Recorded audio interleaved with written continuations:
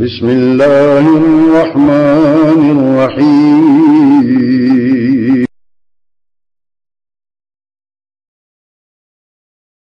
وله الجوار المنشآت في البحر كالأعلام فبأي آلاء ربكما تكذبان كل من عليها عقدة من لساني يفقه قولي أحمدك اللهم يا مجيب كل سائل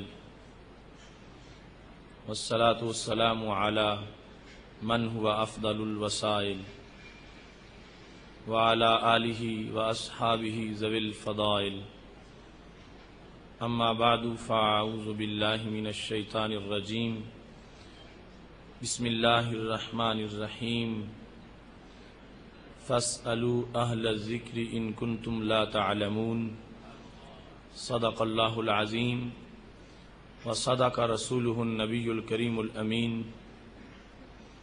إن الله وملائكته يصلون على النبي يا أيها الذين آمنوا صلوا عليه وسلموا تسليما الصلاة والسلام عليك يا سيدي يا رسول الله وعلى آلك وأصحابك يا حبيب الله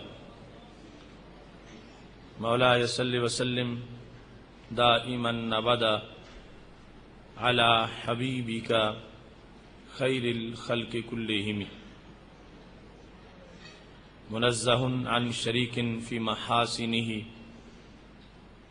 فجوهر الحسن فيه غير منقسم يا أكرم الخلق مالي من ألوذ به سواك عند حلول الحادث العممي ربي صل وسلم دائما أبدا على حبيبك خير الخلق كلهم اللہ تبارک و تعالی جل جلالہ وعم نوالہ واتم برہانہ وعظم شانہ کی حمد و ثنا اور حضور سرور کائنات مفخر موجودات زینت بزم کائنات دستگیر جہاں غم گسار زماں سید سرواراں حامی بے قسم قائد المرسلین خاتم النبیین احمد مجتبی جناب محمد مصطفیٰ صلی اللہ علیہ وآلہ واصحابہ وبارک وسلم کے دربار گہر بار میں ہدیہ درود و سلام عرض کرنے کے بعد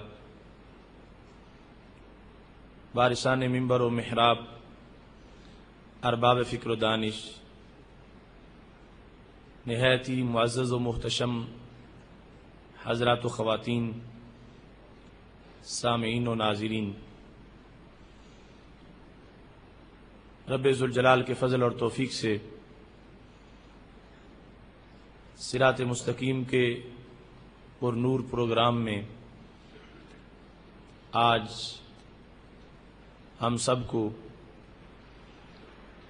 نہایت ہی اہم فکری نشست میں شرکت کی سعادت حاصل ہو رہی ہے۔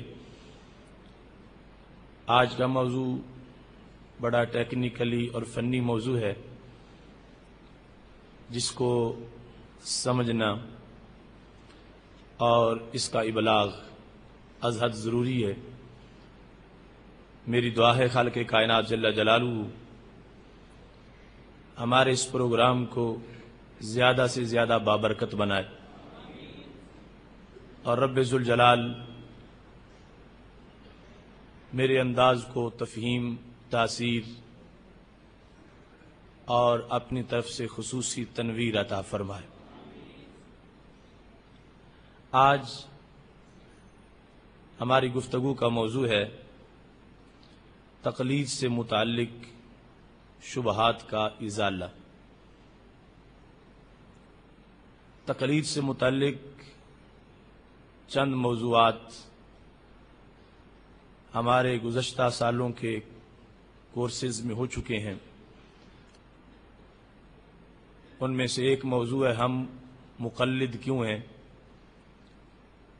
ایک موضوع ضرورت تقلید کے نام سے ہو چکا ہے، اور گزشتہ سال ترک تقلید کی تباہ کاریاں، یہ موضوع آپ سن چکے ہیں۔ آج کا موضوع ہے تقلید سے متعلق شبہات کا ازالہ۔ چونکہ تقلید خیر القرون کے آخری عہد سے لے کر آج تک امت مسلمہ کی غالب اکثریت کا نظریہ رہا ہے، اس واسطے فقہ اسلامی اور آئین اسلامی کے لحاظ سے بھی جہاں کہیں بھی اسلام خلفائے راشدین کے بعد عملی شکل میں نافذ ہوا، رائج ہوا، تو وہ تقلیدی تشریحات کی روشنی میں رائج ہوا، خواہ وہ دور عباسی ہو، خواہ وہ سلجوکیوں کا دور ہو، خوارزمیوں کا دور ہو، خواہ وہ عثمانیوں کا دور ہو، اور خواہ وہ بر صغیر پاک و ہند میں مغل عہد اور فتاوی عالمگیری کا زمانہ ہو۔ تو اس لحاظ سے اسلام کی روشن تاریخ تقلید کے عنوان سے وابستہ ہے، اور تقلید سے متعلق شرق و غرب میں جہاں جہاں تک امہ آباد ہے، تقلید کے خوبصورت عنوان سے واقف ہے، اور اس کی برکات سے آج بھی زمانہ معطر اور منور ہے۔ تقلید کا لغوی معنی ہار پہنانا ہے، قلادہ ڈالنا ہے، اور شرعی طور پر تقلید کی تعریف یہ ہے هو الاخذ بقول الغیر بغیر معرفت دلیلہ۔ تقلید یہ ہے کہ ایک غیر مجتہد کا مجتہد کی بات کو مان لینا دلیل کا تقاضا کیے بغیر اور دلیل جانے بغیر۔ آسان لفظوں میں تعریف یہ ہے کہ تقلید یہ ہے کہ امام کے با دلیل قول کو بغیر مطالبہ دلیل کے تسلیم کر لینا، امام کے با دلیل قول کو ان سے دلیل پوچھے بغیر مان لینا، یعنی اس قول کی یقیناً امام کے پاس دلیل ہے، لیکن ایک شخص جو اس پہ عمل کرنا چاہتا ہے اس کے لیے دلیل کا جاننا لازم نہیں ہے، صرف وہ اس قول سے واقف ہوتا ہے اور عمل شروع کر دیتا ہے۔ اس طرح کے عمل کو تقلید کہا جاتا ہے۔ قرآن مجید برہان رشید کے احکام ہوں یا سید عالم نور مجسم شفیع معظم صلی اللہ علیہ وسلم کے فرامین ہوں، اس مسئلے کے لیے بھی ہمارے ہاں ہر جگہ روشنی موجود ہے۔ چونکہ یہ تھوڑا سا موضوع مشکل ہوگا تو آپ کو میرے کاروان سخن کے ساتھ چلنے کے لیے بیداری اور اس کے ساتھ ساتھ اپنی دلی تو رغبت ہے اس کو شامل کرنا ہوگا۔ رب ذوالجلال نے قرآن مجید برہان رشید کی سورہ نحل میں ارشاد فرمایا ہے، آیت نمبر 43 ہے، خالق کائنات فرماتا ہے فَاسْأَلُوا أَهْلَ الذِّكْرِ إِن كُنتُمْ لَا تَعْلَمُونَ، اہل ذکر سے پوچھو اگر تم نہیں جانتے۔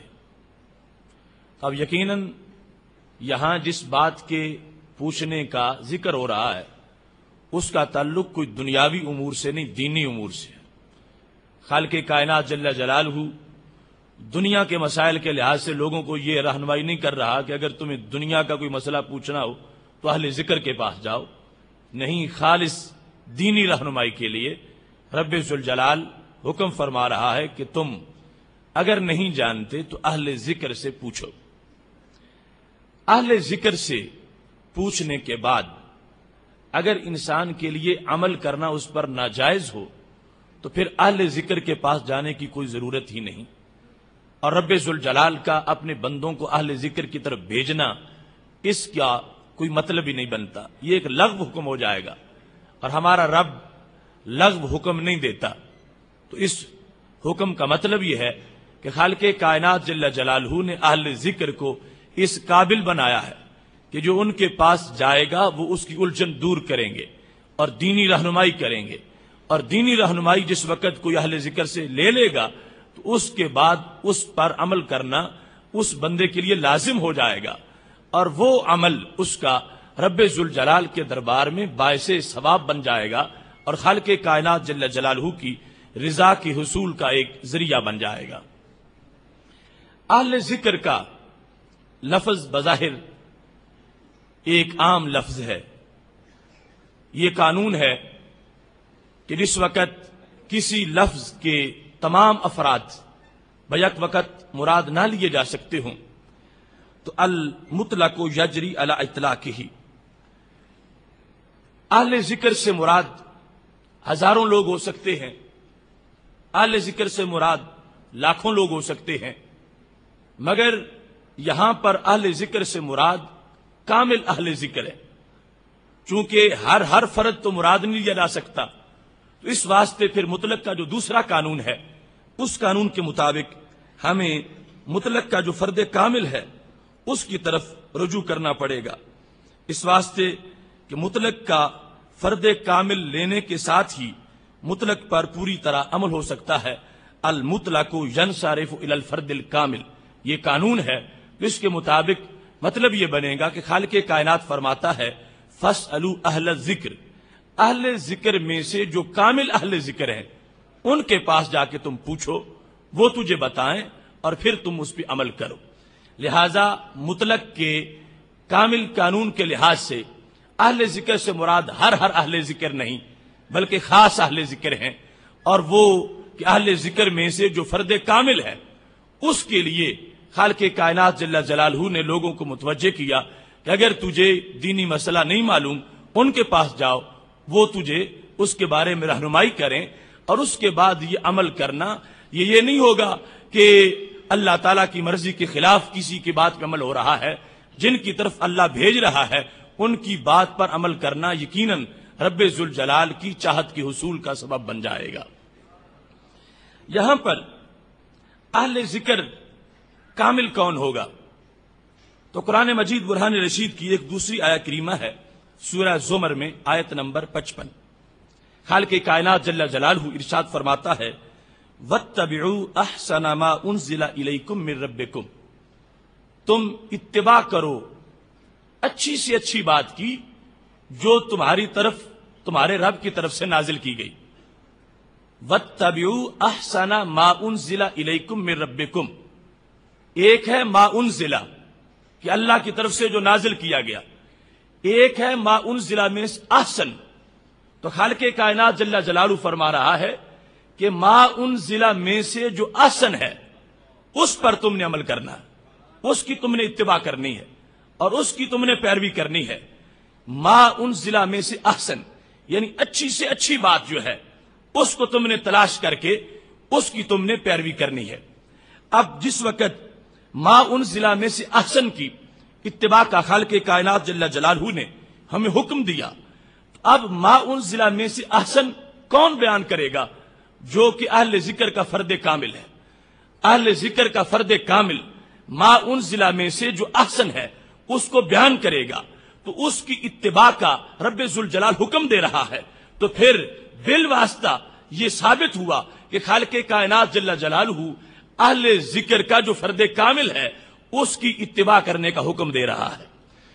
رب ذوالجلال نے احسن ما انزلہ کی اتباع کا حکم دیا، اب احسن ما انزلہ بیان کرنے والا وہ فرد کامل ہے جس میں صلاحیت موجود ہے اور وہ اہل ذکر ہے، لہذا خالق کائنات جل جلالہ نے اپنے بندوں کو اس کی طرف متوجہ کیا جو مجتہد ہے، جس کے پاس استدلال کی صلاحیت ہے، جو قرآن مجید سے مسائل کو استخراج کر سکتا ہے، مسائل کو نکال سکتا ہے۔ اب یہ پتا چلا کہ جو کچھ یہ بیان کرے گا وہ اپنا نہیں ہوگا، بلکہ وہ رب ذوالجلال کے کلام ہی کا ایک حصہ ہوگا، چونکہ ما انزل میں سے جو احسن ہے اس کی پیروی کا حکم دیا جا رہا ہے۔ تو ہمارے نزدیک جو مجتہد ہوتا ہے وہ احکام کا مثبت نہیں ہوتا، وہ احکام کا مظہر ہوتا ہے۔ اس کی جو اتھارٹی اور اس کا جو سٹیٹس ہے شریعت میں، حکم بنانا نہیں، حکم ظاہر کرنا ہے۔ ان الحکم الا للہ، حکم صرف اللہ کا ہے، حکم اللہ کی طرف سے ہے، مثبت حکم اللہ ہے۔ کسی چیز کو حلال کرے تو اللہ، حرام کرے تو اللہ۔ مجتہد کا کام حرام کرنا نہیں، مجتہد کا کام کسی چیز کو حلال کرنا نہیں، مجتہد کا کام یہ ہے کہ جو حلت و حرمت لوگوں سے پوشیدہ ہے اس حلت و حرمت کو ظاہر کر دینا۔ لہذا اسلام کے اندر مجتہد کی جو حیثیت ہے اور جو قیاس کا جو مرتبہ ہے، خواہ وہ ہماری جو اصول کی کتابیں ہیں ان میں توضیح کے اندر بھی موجود ہے، اور عقائد کی جو شرح عقائد ہے تفتازانی رحمۃ اللہ علیہ کی وہاں بھی موجود ہے کہ یہ قیاس مثبت حکم نہیں ہوتا، یہ مظہر حکم ہوتا ہے۔ مجتہد مثبت حکم نہیں ہوتا، مجتہد مظہر حکم ہوتا ہے۔ لہذا حکم قرآن مجید میں موجود ہے لیکن عام لوگوں کی وہاں تک رسائی نہیں ہے، تو مجتہد نے اس حکم کو لوگوں کے لیے ظاہر کیا، اور یہ وہ اہل ذکر کا فرد کامل ہے۔ تو خالق کائنات نے بندوں کے لیے جو خود مجتہد نہیں ہیں، جن کو پتہ نہیں کہ وہ حکم کہاں واقع ہے اور کس طرح ثابت ہو رہا ہے، خالق کائنات نے ان نہ جاننے والوں کے لیے اس جاننے والے کی بات کو ماننا لازم کر دیا ہے۔ اب اس کی حیثیت اگر آپ سمجھنا چاہیں مثال سے تو یوں سمجھیے، جس طرح کے ایک برقی رو کی کیبل جو ہے وہ 10 کمروں سے گزر کر 11ویں کمرے میں جا رہی ہے، اور 11ویں کمرے میں بلب لگا ہوا ہے اور وہاں پر روشنی ہے۔ جن 10 سے گزر کے آ رہی ہے وہاں کوئی ہولڈر نہیں ہے، کوئی بلب نہیں ہے، لہذا وہاں اندھیرا ہے۔ اب ایک شخص جس کو پتا نہیں کہ یہ 11ویں کمرے میں جو بلب جل رہا ہے کس وجہ سے جل رہا ہے، اس کو بجلی سے کوئی تعارف نہیں، وہ جانتا نہیں، وہ سمجھتا ہے کہ صرف یہاں روشنی ہے، لیکن جو الیکٹریشین ہے اس کو پتا ہے کہ جن 10 کمروں سے یہ تار گزر کے آ رہی ہے اگر وہاں ہولڈر لگا کے بلب لگا دیا جائے تو جیسی روشنی 11ویں کمرے میں ہے ایسی 10 کمروں میں بھی ہو سکتی ہے۔ اس نے ہولڈر لگایا اور بلب لگا دیا تو کیا ہوا، وہاں بھی روشنی ہو گئی۔ اب یہ نہیں ہے کہ کوئی کہہ سکے گا کہ جو 11ویں کمرے کے اندر روشنی تھی اس کا ماخذ اور ہے اور جو پہلے 10 کمروں کے اندر روشنی ہے اس کا ماخذ اور ہے۔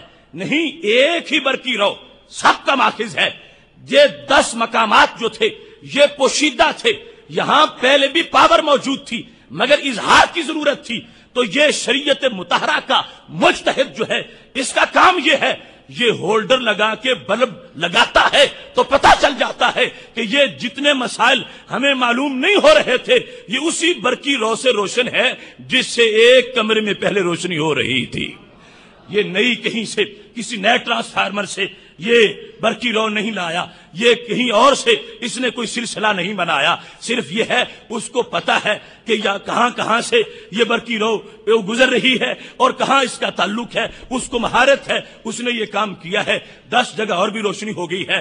اگر کوئی یہی کام اناڑی کرے گا ہو سکتا ہے وہ بلب لگانے میں لٹک جائے، وہ خود مر جائے، اوروں کو مار دے اور اندھیرے مزید بڑھ جائیں۔ تو یہ مجتہد کی شان ہے کہ وہ مثبت حکم نہیں ہوتا، وہ مظہر حکم ہوتا ہے۔ حکم پہلے موجود ہے، پردہ ہٹانے کی ضرورت ہے، اس کا کام پردہ ہٹانا ہے۔ لہذا جب اس کی بات کو مانا جا رہا ہے تو غیر اللہ کی بات کو نہیں، اللہ ہی کی بات کو مانا جا رہا ہے۔ لہذا یہ ہے تقلید کا مطلب کہ امام کے بعد دلیل قول کو مطالبہ دلیل کے بغیر مان جانا۔ اب جس کو روشنی سے کام ہے اسے یہ مقصد نہیں ہے کہ پوچھتا پھرے کھمبا کہاں ہے، ٹرانسفارمر کہاں ہے، ہولڈر کیسے لگتا ہے، بلب کہاں سے ملتا ہے۔ جس کو روشنی میسر ہے اس کو روشنی سے کام ہے۔ اگر یہ سیکھنے چلے جائے گا ہو سکتا ہے جو وقت قیمتی ہے وہ اسی بات میں گزر جائے، اور جو کام کرنا تھا روشنی میں وہ سارا زمانہ ہی بیت جائے۔ اس واسطے عوام کے لیے دلیل کا جاننا لازم نہیں ہے، عوام کے لیے حکم کا جاننا لازم ہے، اور یہ مجتہد کا کام ہے۔ وہ دلیل جانتا ہے، حکم پہلے موجود ہوتا ہے، وہ پردہ اٹھاتا ہے تو لوگوں کے لیے وہ حکم بھی عام ہو جاتا ہے۔ دیکھیے، ایک ہوتا ہے حکم، ایک ہوتی ہے اس کی علت۔ تو یہ اجتہاد ہے اور قیاس ہے کہ جہاں جہاں علت پائی جا رہی ہے وہاں حکم لگا دینا۔ علت جہاں موجود ہے، مثلا شراب حرام ہے تو علت کیا ہے کہ وہ مسکر ہے، نشہ آور ہے، تو جہاں جہاں علت ہوگی وہاں وہاں حکم آ جائے گا۔ ہمیں کوئی علیحدہ آیات کی ضرورت نہیں کہ افیون کے لیے اور آیت نازل ہو، بھنگ کے لیے اور آیت نازل ہو، چرس کے لیے اور آیت نازل ہو، نہیں، علت مشترکہ دیکھیں گے۔ جہاں وہ علت پائی جائے گی کہ جس کی وجہ سے شراب کو حرام کیا گیا ہے وہاں علت تلاش کریں گے، ساتھ ہی حکم لگتا جائے گا۔ تو یہ انداز ہے کہ جس طرح ہولڈر لگا کے بلب لگایا جاتا ہے تو یہ مجتہد کا سینہ ہے، جو علوم کا مدینہ ہے، اس کو مہارت حاصل ہے۔ لہٰذا ہم پڑھیں تو ہمیں ایک آیت سے ایک مسئلہ نظر آئے، امام اعظم ابو حنیفہ پڑھیں تو وہ اسی قرآن سے 5 لاکھ مسائل لوگوں کے لیے پیش کر دے۔ اس صورتحال کو دیکھنے کے لیے ہم اگر پلٹ کے صحابہ کرام علیہم رضوان کا نقطہ نظر دیکھتے ہیں تو صحابہ کرام علیہم رضوان میں سے ابن قیم کے قول کے مطابق جو اعلام الموقعین کے اندر موجود ہے، سارے صحابہ میں سے جن کی تعداد 1 لاکھ سے بھی زائد تھی، لیکن ان میں سے اصحاب فتویٰ جو تھے وہ 130 اور کچھ تھے، یعنی 130 سے لے کر 139 تک، اس کے درمیان ان کی تعداد ہے۔ اب جب اصحاب فتویٰ تھے وہ تو باقی ان کا فتویٰ مانتے تھے، یہ اصحاب فتویٰ تھے، باقی ان کے فتوے کی پیروی کرتے تھے۔ یہ اصحاب فتویٰ تھے، 135 فتویٰ دینے والے تھے اور ہزاروں فتویٰ ماننے والے تھے۔ اب وہ جتنے بھی صحابہ کے فتاویٰ ہیں ہمارے پاس وہ کتابیں موجود ہیں، ان میں جو انداز ہے صحابہ کو فتویٰ دینے کا، صحابہ کی مفتیوں کا، وہ انداز وہی ہے جو تقلید کا انداز ہوتا ہے۔ یعنی صحابہ کرام علیہم رضوان نے حضرت عبداللہ بن عباس رضی اللہ تعالیٰ عنہ سے مسئلہ پوچھا ہے، 20 کتابوں میں حضرت ابن عباس کے فتاویٰ موجود ہیں، تو حضرت عبداللہ بن عباس رضی اللہ تعالیٰ عنہ نے جواب دیتے وقت یہ بتایا ہے یہ حلال ہے، یہ حرام ہے، یہ جائز ہے، یہ ناجائز ہے، ساتھ یہ نہیں بتایا کس آیت سے حرام ہے، کس حدیث سے حرام ہے، یا کس آیت سے جائز ہے، کس حدیث سے جائز ہے۔ صحابہ نے جنہوں نے عمل کرنا ہے انہوں نے سنا ہے، اس پر عمل کر دیا ہے۔ تو یہ شروع سے لے کر صراط مستقیم کا ایک سلسلہ ہے کہ اسی طرح عمل کرنے والے جو ہیں ان کے لیے حکم کا جاننا ضروری ہے۔ دلیل جانے بغیر جس وقت مجتہد کی بات کو مان لیا جاتا ہے اس کو شریعت کی زبان میں تقلید سے تعبیر کیا جاتا ہے۔ اب یہاں پر چند باتیں بڑی ضروری ہیں جو ہمارے پاس سوالات ہمیں موصول ہوئے اور ہم نے ان سے صرف نظر کیا کہ وہ بچگانہ سوال ہیں، لیکن بعد میں پتا چلا کہ ان کے ترکش کے وہ آخری تیر تھے اور اس پر ان کے سارے مذہب کا مدار ہے۔ تو اس واسطے ہم ان سوالات کا ایک ایک کر کے جواب بھی دیں گے انشاءاللہ، اور پہلے ایسی ایک جامع گفتگو کہ جس سے ہر سوال کا جواب خود بخود سب کو سمجھ آ جائے۔ سب سے پہلی بات یہ ہے کہ ایک ہی امام کی تقلید کیوں کی جاتی ہے اور تقلید کب سے شروع ہوئی ہے؟ تو محتشم سامعین حضرات، تقلید جزوی حالت میں تو صحابہ کرام علیہم رضوان کے زمانے میں موجود تھی، اور اس انداز سے موجود تھی کہ ابھی قرآن نازل ہو رہا تھا، تقلید والے تقلید کر رہے تھے۔ حضرت معاذ بن جبل رضی اللہ تعالیٰ عنہ کو نبی علیہ السلام نے جو یمن میں بھیجا تھا، جامع ترمذی میں حدیث شریف ہے، تو ان کو کس لیے بھیجا تھا؟ فیصلہ کرنے کے لیے، مسئلہ بتانے کے لیے، اور پوچھا تھا کیسے بیان کرو گے؟ انہوں نے کہا تھا میں اللہ کے قرآن سے بتاؤں گا، اقضی بکتاب اللہ ثم بسنت رسولہ صلی اللہ علیہ وسلم، قرآن سے بیان کروں گا، اگر قرآن سے نہ ملا تو سنت سے بیان کروں گا، سنت سے نہ ملا تو اجتہد برائی، میں اپنی رائے سے اجتہاد کروں گا۔ چونکہ یہ تفصیلاً پہلے بیان ہو چکی ہے، میں اس کی تفصیل کی طرف نہیں جاتا۔ اب یہاں پر یمن والوں کے لیے حضرت معاذ بن جبل کا قول ماننا لازم تھا کہ وہ سنیں اور عمل کریں، حالانکہ ابھی قرآن نازل ہو رہا تھا. ہو سکتا ہے جو مسئلہ وہ حضرت معاذ سے پوچھ رہے ہیں اور معاذ اپنی رائے سے بتا رہے ہیں وہ بعد میں کسی صورت میں اتر چکا ہو، نازل ہو چکا ہو. اس کے باوجود بھی نبی علیہ السلام نے حضرت معاذ بن جبل کو پابند نہیں کیا کہ پہلے میرے ساتھ رابطہ کرنا، ہو سکتا ہے تمہارے بعد کچھ قرآن اترے اور وہ مسئلہ اس میں موجود ہو. سرکار نے پابند نہیں کیا، فرمایا اپنی رائے سے قرآن و سنت کی روشنی میں تم جو اپنی رائے سے مسئلہ بیان کرو گے وہ مسئلہ اتنا اچھا مسئلہ ہے کہ سرکار نے فرمایا میں خوش ہو گیا ہوں کہ اللہ نے میرے گورنر کو وہ بات کہنے کی توفیق دی کہ جسے سن کے میرا دل ٹھنڈا ہو گیا ہے، میں خوش ہو گیا ہوں. اب یمن والوں کے لیے حضرت معاذ بن جبل کا قول اگر ماننا جائز نہ ہوتا تو ہرگز ان کو یہ فیصلہ کرنے کی اجازت نہ دی جاتی. جب نبی علیہ السلام نے ان کی تصدیق کر دی ہے کہ جو تم اپنی رائے سے اجتہاد کرو گے وہ صحیح ہوگا، تو یمن والوں کے لیے وہ ماننا لازم تھا. یہ تقلید شخصی کا ایک جزوی مقام ہے کہ حضرت معاذ بن جبل وہ بیان کریں گے اور یمن والے سارے ان کا دینی مسئلہ جو اپنی رائے سے وہ بیان کریں گے سب پر وہ ماننا لازم ہو جائے گا. اور ایسے ہی اور بھی کئی مثالیں اس سلسلہ کی موجود ہیں. بخاری شریف جلد نمبر 1 صفحہ نمبر 237 پر یہ حدیث شریف ہے کہ صحابہ میں کچھ لوگوں کے اپنے اپنے پیروکار تھے اور وہ مسئلہ پوچھتے تھے صحابہ سے اور ان کی تقلید کرتے تھے. جس طرح کہ اہل مدینہ شریف وہ حضرت زید سے مسئلہ پوچھتے تھے اور حضرت زید سے پوچھ کر پھر عمل کرتے تھے. حضرت عبداللہ بن عباس رضی اللہ تعالیٰ عنہ کتنے جلیل القدر صحابی ہیں. آپ مدینہ شریف تشریف لے گئے تو مدینہ شریف کے لوگوں نے ایک مسئلہ پیش کر دیا. کہنے لگے کہ ایک عورت حج کرنے گئی ہے اور ابھی اس نے طواف وداع کرنا تھا، طواف رکن کر چکی ہے لیکن الوداعی طواف بھی کرنا تھا کہ اس کو حیض آ گیا. تو کیا وہ وہیں رہے کہ جب حیض کے دن ختم ہوں پھر طواف کرے اور واپس آئے، یا اس کو اجازت ہے کہ وہ واپس آ سکتی ہے، آخری طواف چھوڑ دے، طواف وداع کو ترک کر کے وہ واپس آ جائے؟ جس وقت اہل مدینہ شریف نے حضرت عبداللہ بن عباس رضی اللہ تعالی عنہ سے یہ مسئلہ پوچھا تو فرمانے لگے تنفرو، وہ آخری طواف چھوڑ کے جا سکتی ہے، وہ گھر چلی جائے، اس کو معاف ہے، آخری طواف نہ کرے طواف وداع. اتنے دن وہ انتظار کرتی رہے حیض ختم ہو اور پھر طواف کرے، اسے ضرورت نہیں، وہ گھر جا سکتی ہے. اب حضرت عبداللہ بن عباس رضی اللہ تعالی عنہ سے مسئلہ پوچھنے کے بعد اہل مدینہ کیا کہنے لگے قالو لا ناخذ بقولک وندا قول زید. عبداللہ بن عباس ہم تمہاری بات نہیں مانیں گے، ہم حضرت زید کی بات مانیں گے. ہم پہلے ان سے مسئلہ پوچھتے ہیں اور حضرت زید جو ہے ان کا موقف یہ ہے کہ اس عورت کو وہیں ٹھہرنا چاہیے اور جب حیض ختم ہو تو پھر طواف کر کے جائے. اب یہ بھی پتا چلا کہ مسائل میں صحابہ کرام علیہم رضوان میں بھی ایسا فروع اختلاف تھا اور اس میں ان کے ماننے والے بھی تھے.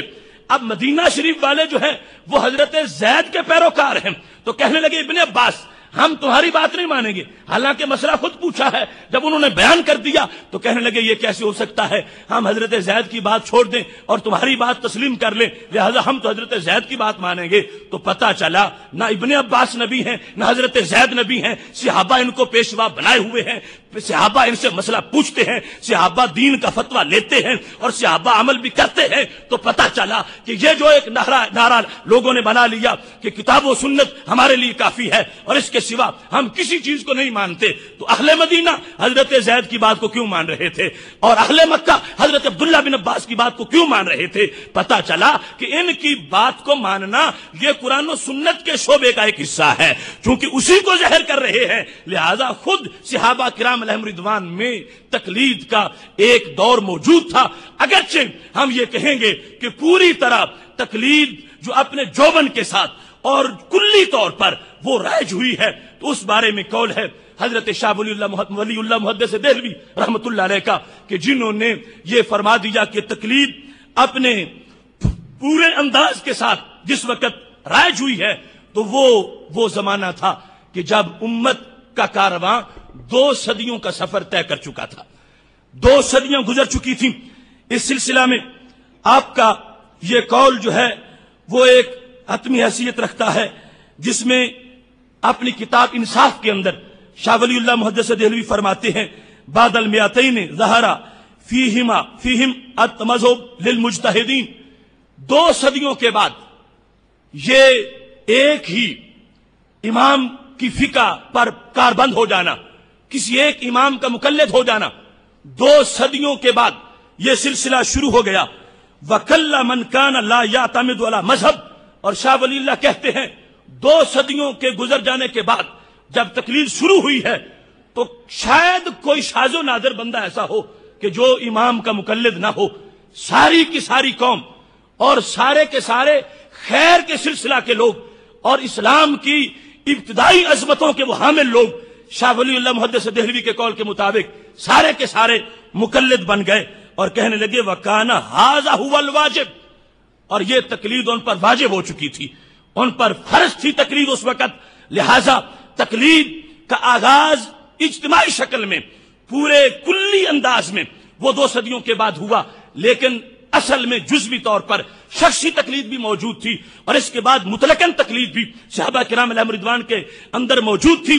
اس کے بعد 2 صدیوں کے بعد جو اس کو واجب سمجھا گیا، اس حیثیت کے ساتھ تقلید جو ہے وہ شروع ہوئی، اور اس کے بھی مستقل اسباب تھے کہ پہلے اس کی حیثیت وجوب والی نہیں تھی عمومی طور پر، اور پھر شاہ ولی اللہ کہتے ہیں ہر بندے پر جو مجتہد نہیں تھا اس کے لیے مقلد ہونا شرعی طور پر واجب ہو چکا تھا۔ اس کا سبب کیا ہے؟ اب دیکھیے، سبب اس کا یہ ہے کہ جس وقت سید عالم نور مجسم شفیع معظم صلی اللہ علیہ وسلم کا وصال ہو گیا، صحابہ کرام علیہم رضوان کا جو عہد زرعی ہے وہ جہاد سے بھرا ہوا ہے، روزانہ جنگیں ہیں، غزوات ہیں، اور پھر وہ صورتحال کے کہیں منکرین زکوٰۃ سے مقابلہ اور کہیں جھوٹے مدعیان نبوت سے مقابلہ، ایسی صورتحال جاری رہی تھی، اور جس کا نتیجہ یہ نکلا تھا کہ حدیث کی تدوین کا کام بھی صحابہ کرام علیہم رضوان کے زمانے میں شروع نہیں ہو سکا، کہ حدیث صحابہ کے زمانے میں مدون ہو جاتی، حدیث اکٹھی ہو جاتی، حدیث کو جمع کر لیا جاتا، حدیث کی کتابیں لکھی جاتی، یہ اس زمانے میں نہیں ہوا۔ اس کا ایک سبب تو یہ تھا کہ مصروفیت اس سے بڑی تھی، اور وہ روزانہ نئے افق پہ اسلام کی شمع کو روشن کرنا تھا، لوگوں کو کلمہ پڑھانا تھا، اور دوسرا سبب اس کا یہ تھا کانت قلوبہم صنادیق علومہم، ان کے دل ہی علموں کے صندوق تھے، انہیں یہ ضرورت ہی محسوس نہیں ہو رہی تھی کہ ہم کچھ لکھیں، کتاب بنائیں اور اس کو پڑھیں اور اس کو پڑھائیں، ان کے دلوں کے اندر جو علم کے صندوق موجود تھے وہ اسی پر اکتفا کر رہے تھے۔ اور تیسرا سبب جو تھا وہ یہ تھا کہ اگرچہ عہد نبوی سے جو کارواں دور جا رہا تھا، اس کے بعد زمانے میں تبدیلی آ رہی تھی، تغیر آ رہا تھا، لوگوں کے اندر تقوی کا جو گراف تھا وہ گر رہا تھا، اور نئی نئی چیزیں آ رہی تھیں۔ اس کی وجہ سے بھی بعد کے حالات میں ایک اہم کام کی ضرورت تھی، لیکن صحابہ کرام علیہم رضوان کے جہاد کی برکات اتنی تھیں کہ اگرچہ بڑی تبدیلیاں آئی ہیں مگر ایسے لوگ ابھی سوسائٹی میں نہیں آئے تھے کہ جن کی وجہ سے امت کے کارواں کے لٹ جانے کا خطرہ ہو، اور فکری محاذ پر وہ اتنے تیز ہو چکے ہوں کہ کسی باقاعدہ قانون کی ضرورت آ چکی ہو۔ لہذا صحابہ کرام علیہم رضوان کا دور یوں گزرتا گیا اور کارواں آگے بڑھتا گیا، لیکن جس وقت 200 سال کا زمانہ بیت چکا ہے، اب اس کے بعد جو صورتحال تھی، تقویٰ کمزور ہوا اور مختلف فرقے بن گئے، کہیں قدریہ ہے، کہیں جبریہ ہے، اور کہیں خوارج ہیں، کہیں معتزلہ ہیں۔ اب ضرورت تھی کہ ملت کے لیے قانون کو اس طرح بنا دیا جائے کہ کسی شخصیت کے پیچھے لگ کے اس وقت کی ضرورتوں کے مطابق جو ہے وہ دین کو محفوظ کر لیا جائے اور اس دین پر عمل کیا جائے۔ لہذا یہ سبب بنا کہ اب ضروری سمجھا گیا کہ کوئی بندہ اس وقت تک دین محفوظ نہیں کر سکتا جب تک وہ کسی امام کا مقلد نہیں بن جاتا۔ لہذا ایسے حالات کے اندر تقلید شروع ہو گئی، اور پھر بالاتفاق پوری امت نے اس کو اپنے لیے ایک زیور سمجھا، اور اجماعی عقیدے کے مطابق 4 اماموں میں سے ایک امام کا مقلد ہو جانا، اس کو سب نے عوام کے لیے لازم قرار دے دیا۔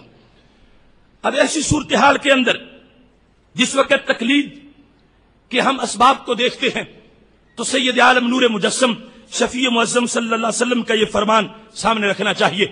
جو بخاری شریف میں ہے جلد نمبر 2 صفحہ نمبر 1047 کے اوپر کہ حضرت انس بن مالک رضی اللہ تعالیٰ عنہ کے پاس زبیر بن عدی آئے تھے اور انہوں نے حجاج کی شکایتیں کی کہ حجاج کے مظالم بڑے ہیں، حجاج یہ کر رہا ہے، حجاج وہ کر رہا ہے.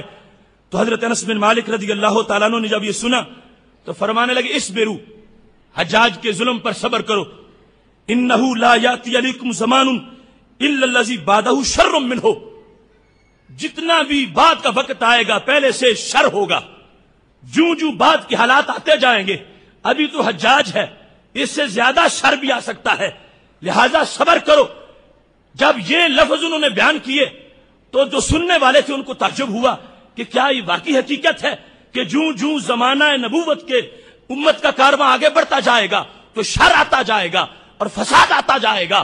تو حضرت انس بن مالک رضی اللہ تعالیٰ عنہ کہنے لگے سمیتہ من نبیکم، میں اپنی طرف سے نہیں کہہ رہا، یہ میں نے بات نبی علیہ السلام سے سنی ہے. لہذا اس حدیث شریف سے ثابت ہوا کہ اگر کوئی شخص بعد کی حالات کو صحابہ کے حالات کے ساتھ ایک جو صحابہ کا ولین دور ہے مساوی کرنا چاہتا ہے کہ جیسے صحابہ کے اطوار تھے ایسے ہی بعد والوں کے ہونے چاہیے، اسے سوچنا چاہیے کہ جب سوسائٹی تقوی سے بھری ہوئی ہو اس کے پیمانے اور ہوتے ہیں، اور جب سوسائٹی میں ظلم آ جائے تو اس وقت کے انداز اور ہوتے ہیں.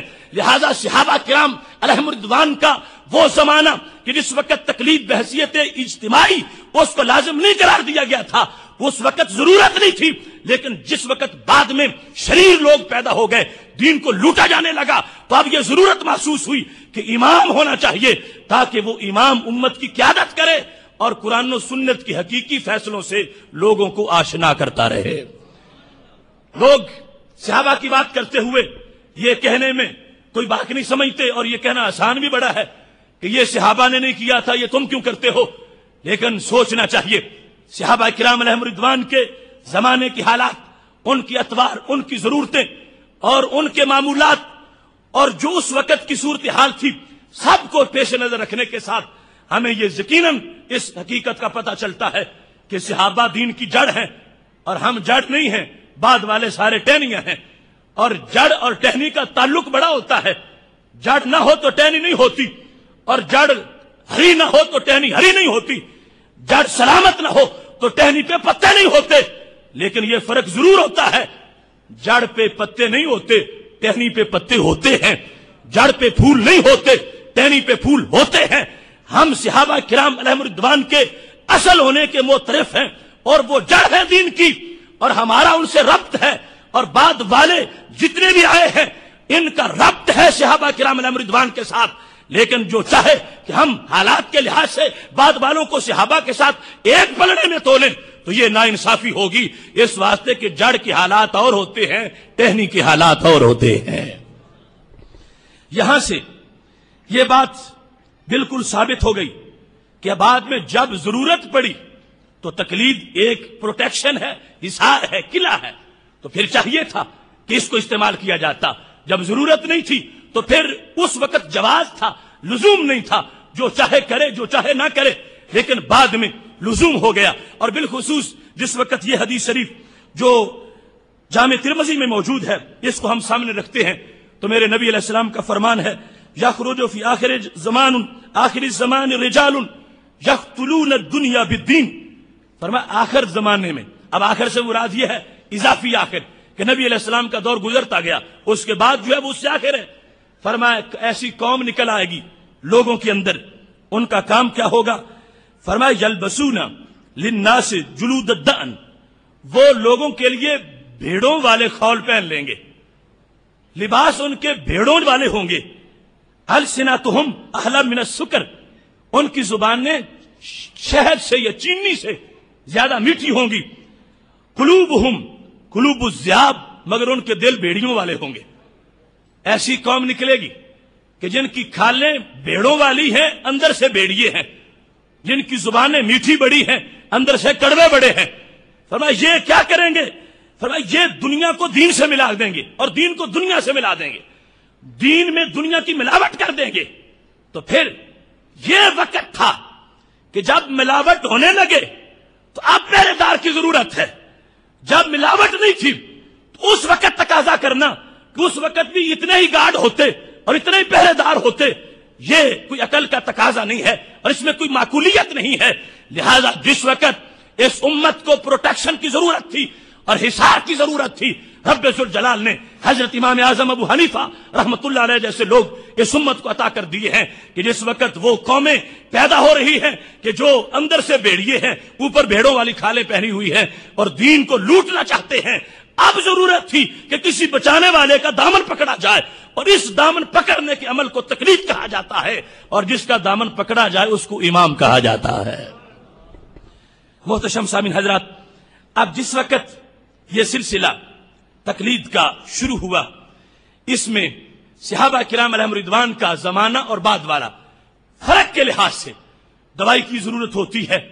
اب آج جو ہم سے یہ تقاضا کرے کہ صحابہ میں بھی ایسی تقلید ہو کہ کچھ صحابی صدیقی ہوں فقہ کے لحاظ سے، کچھ صحابی فاروقی ہوں فقہ کے لحاظ سے، اور کچھ عثمانی ہوں فقہ کے لحاظ سے، ہم ان سے کہیں گے کہ اگر ایک شخص زندگی کے 20 سال تک بیمار نہیں ہوا اور 21ویں سال بیمار ہو گیا ہے، اور بیمار ہوا تو اس کو ڈاکٹر نے دوائی دی، آج اگر اس سے کوئی جھگڑا کرے، پہلے 20 سال تجھے یاد نہیں آیا کہ تو دوائی کھاتا، آج تو نے شروع کر دی، یہ تو نیا کام کر رہا ہے، بگاڑ پیدا کر رہا ہے، تو ایسے شخص کی عقل کا ماتم نہ کریں تو کیا کریں کہ جب 20 سال ضرورت نہیں تھی تو پھر دوائی کھانا یہ بے وقوفی تھی، اور جب ضرورت ہو تو پھر نہ کھانا بے وقوفی ہے۔ صحابہ کرام علیہم رضوان کا زمانہ تھا، اس وقت اس دوائی کی ضرورت نہیں تھی، لیکن جب ضرورت پڑ گئی اس وقت بھی اگر اس کا انکار کر دیا جائے اور اس کو غیر ضروری قرار دیا جائے تو یہ کسی عقل مند انسان کی بات نہیں ہو سکتی۔ اس شخص کے دماغ کا علاج کرانا چاہیے، حالات کا اپنا اپنا تقاضا ہوتا ہے، اور امت نے تقاضوں پر پوری طرح پہرا دیا ہے۔ اس واسطے حضرت شاہ ولی اللہ محدث دہلوی جیسا انسان وہ ویسے تو نہیں کہتے واجب ہو گیا تھا امت پر 2 صدیوں کے بعد کہ جب چور پیدا ہو گئے تھے دین کو لوٹنے والے، کہ کسی امام کی اقتدا کی جائے، امام کے پیچھے چل کے دین جو ہے اس کو آگے پھیلایا جائے۔ لہٰذا یہ وجوب تھا جس کو حضرت ولی اللہ ہی نہیں اور بھی درجنوں امت کے محدثین بلکہ پوری امت کا اس پر اتفاق تھا، تبھی تو یہ چاروں فقہوں کے اندر پوری ملت جو ہے اس کو پوری طرح محبوس رکھا گیا کہ یہی حق ہے، اسی میں بند ہے۔ اس واسطے یہ سلسلہ شروع ہوا اور رب ذوالجلال کے فضل سے آج تک یہ سلسلہ ملت اسلامیہ کے جمہور میں اسی طرح موجود ہے۔ اب یہاں پر اس بات کو یہ بڑا ہی اہم سوال بنا کے وہ لوگ پیش کرتے ہیں کہ پھر ایک امام کیوں ضروری ہے؟ چلو ٹھیک ہے، تمہارے کہنے پہ ہم امام کہتے ہیں کہ امام ہونا چاہیے، لیکن ایک کیوں ہونا چاہیے؟ کئی امام ہوں اور ان اماموں کے جہاں سے اچھا ملے وہاں سے لے لو، کوئی باتیں کسی کی مان لو، کوئی کسی کی مان لو، کوئی کسی کی مان لو، اور اس پر ان کے پاس ایک دلیل بھی ہے۔ وہ کیا ہے؟ یعنی ایک شخص اگر نماز کا مسئلہ حضرت صدیق اکبر رضی اللہ تعالیٰ عنہ سے پوچھتا تھا تو ضروری نہیں تھا کہ زکوٰۃ کا بھی انہی سے ہی پوچھے، زکوٰۃ کا حضرت فاروق اعظم سے پوچھ سکتا تھا، اور زکوٰۃ کا جو حضرت فاروق اعظم سے پوچھے ضروری نہیں کہ روزے کا انہی سے پوچھے، روزے کا حضرت عثمان غنی رضی اللہ تعالیٰ عنہ سے پوچھ سکتا تھا۔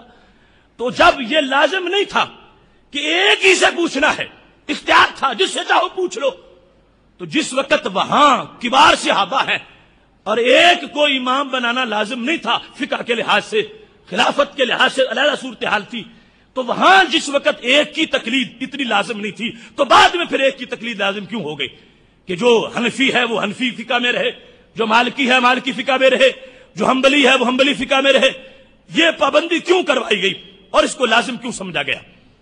تو محتشم سامعین حضرات، اس کے جواب کو سمجھنے کے لیے 2 حیثیات کو سامنے رکھنا چاہیے۔ پہلے نمبر پر کہ صحابہ کرام علیہم رضوان میں فقہی طور پر صحابیوں کے گروپ نہیں تھے کہ یہ عثمانی صحابی ہیں، یہ صدیقی ہیں، کہ سارے مسئلے اپنے فقہ کے ایک ہی صحابی سے پوچھتے ہوں، وہ جس سے چاہتے تھے پوچھ لیتے تھے۔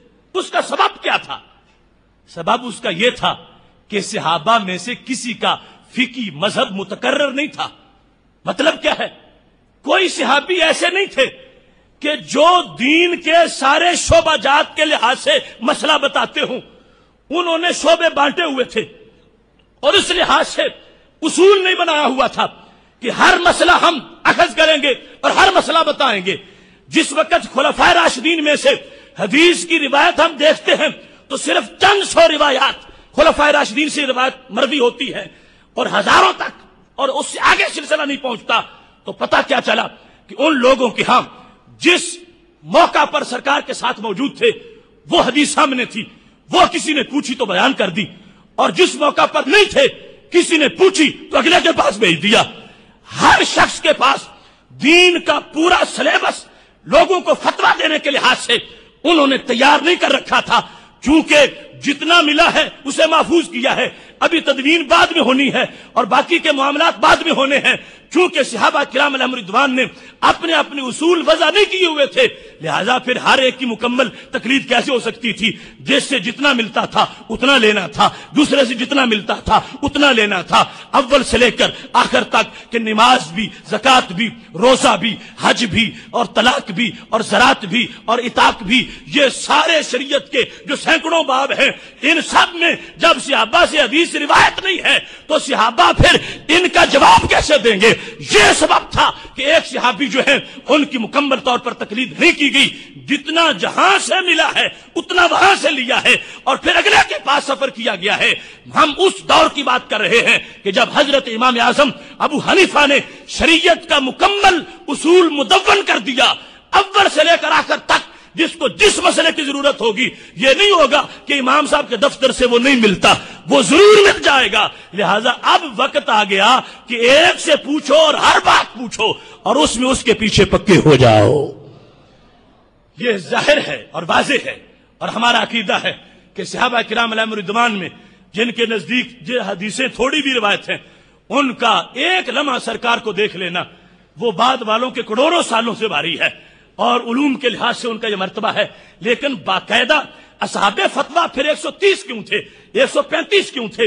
ماننا پڑے گا کہ کچھ اسباب تھے, تقسیم تھی, درجہ بندی تھی اور اس کے لحاظ سے کام چلتا تھا. تو وہاں پر چونکہ وہ زمانہ تھا جہاد کا, غزوات کا, مسلسل جنگوں کا, اور ابھی تک حدیث کو بھی مدون نہیں کیا گیا تھا. یہ اصول فقہ کی بات تو بعد میں تھی, اس واسطے جتنا جس سے ملتا تھا اتنا ہی اس سے لینے کی اجازت تھی, باقی اگلے کے پاس سے لینا جو ہے وہ ضروری تھا. لیکن جب مکمل A to Z دین کے سارے شعبہ جات پر ایک فقہ مرتب ہوگی, 2 ہوگی, 3 ہوگی, 4 ہوگی اور سب کچھ ان میں موجود ہے, تو اب کسی کو اجازت نہیں ہے کہ وہ کہیں ایک کسی سے لے دوسرا کسی سے لے. اس کی جو خرابی ہے وہ بہت بڑی ہے اور یہاں پر گزارا ہونے کے لیے سب کچھ موجود ہے. اس واسطے اب ایک ہی فقہ میں اس کو رہنا پڑے گا, دوسری فقہ کی طرف جانا اس کے لیے جائز نہیں ہے. اس میں خرابی کیا ہے؟ خرابی اس میں یہ ہے کہ اگر یہ جائز قرار دے دیا جائے کہ جس کی جہاں سے مرضی ہے وہ فتویٰ لے لے, خواہ مالکی ہے وہ حنبلیوں کے پاس چلا جائے, حنبلی ہے تو شافیوں کے پاس چلا جائے, نماز کا مسئلہ شافیوں سے پوچھ لے, زکوٰۃ کا حنبلیوں سے پوچھ لے, روزے کا وہ حنفیوں سے پوچھ لے. اگر یہ قرار دے دیا جائے تو پھر 2 بڑی خرابیاں لازم آئیں گی. ایک تو یہ ہوگا کہ انسان زندگی میں مکلف بن ہی نہیں سکے گا, اور دوسرا یہ ہوگا کہ روئے زمین سے حرام نام کی چیز ہی ختم ہو جائے گی. اب تو شریعت میں کچھ چیزیں حلال ہیں, کچھ حرام ہیں, اور ہر بندہ مکلف ہے, حلال کو مانے یا حرام کو مانے مکلف ہے. لیکن اگر یہ جائز ہو کہ ایک مسئلہ میں جو مرضی ہے وہ امام اختیار کر لو, تو پھر یہ 2 خرابیاں ہوں گی اور دونوں سے دین ختم ہو سکتا ہے. اگر یہ ہو کہ زمین پر بندہ کوئی مکلف نہیں تو مطلب کیا ہوگا کہ اللہ کا نظام معطل ہو چکا ہے, قرآن ماننا عملاً لازم نہیں رہا.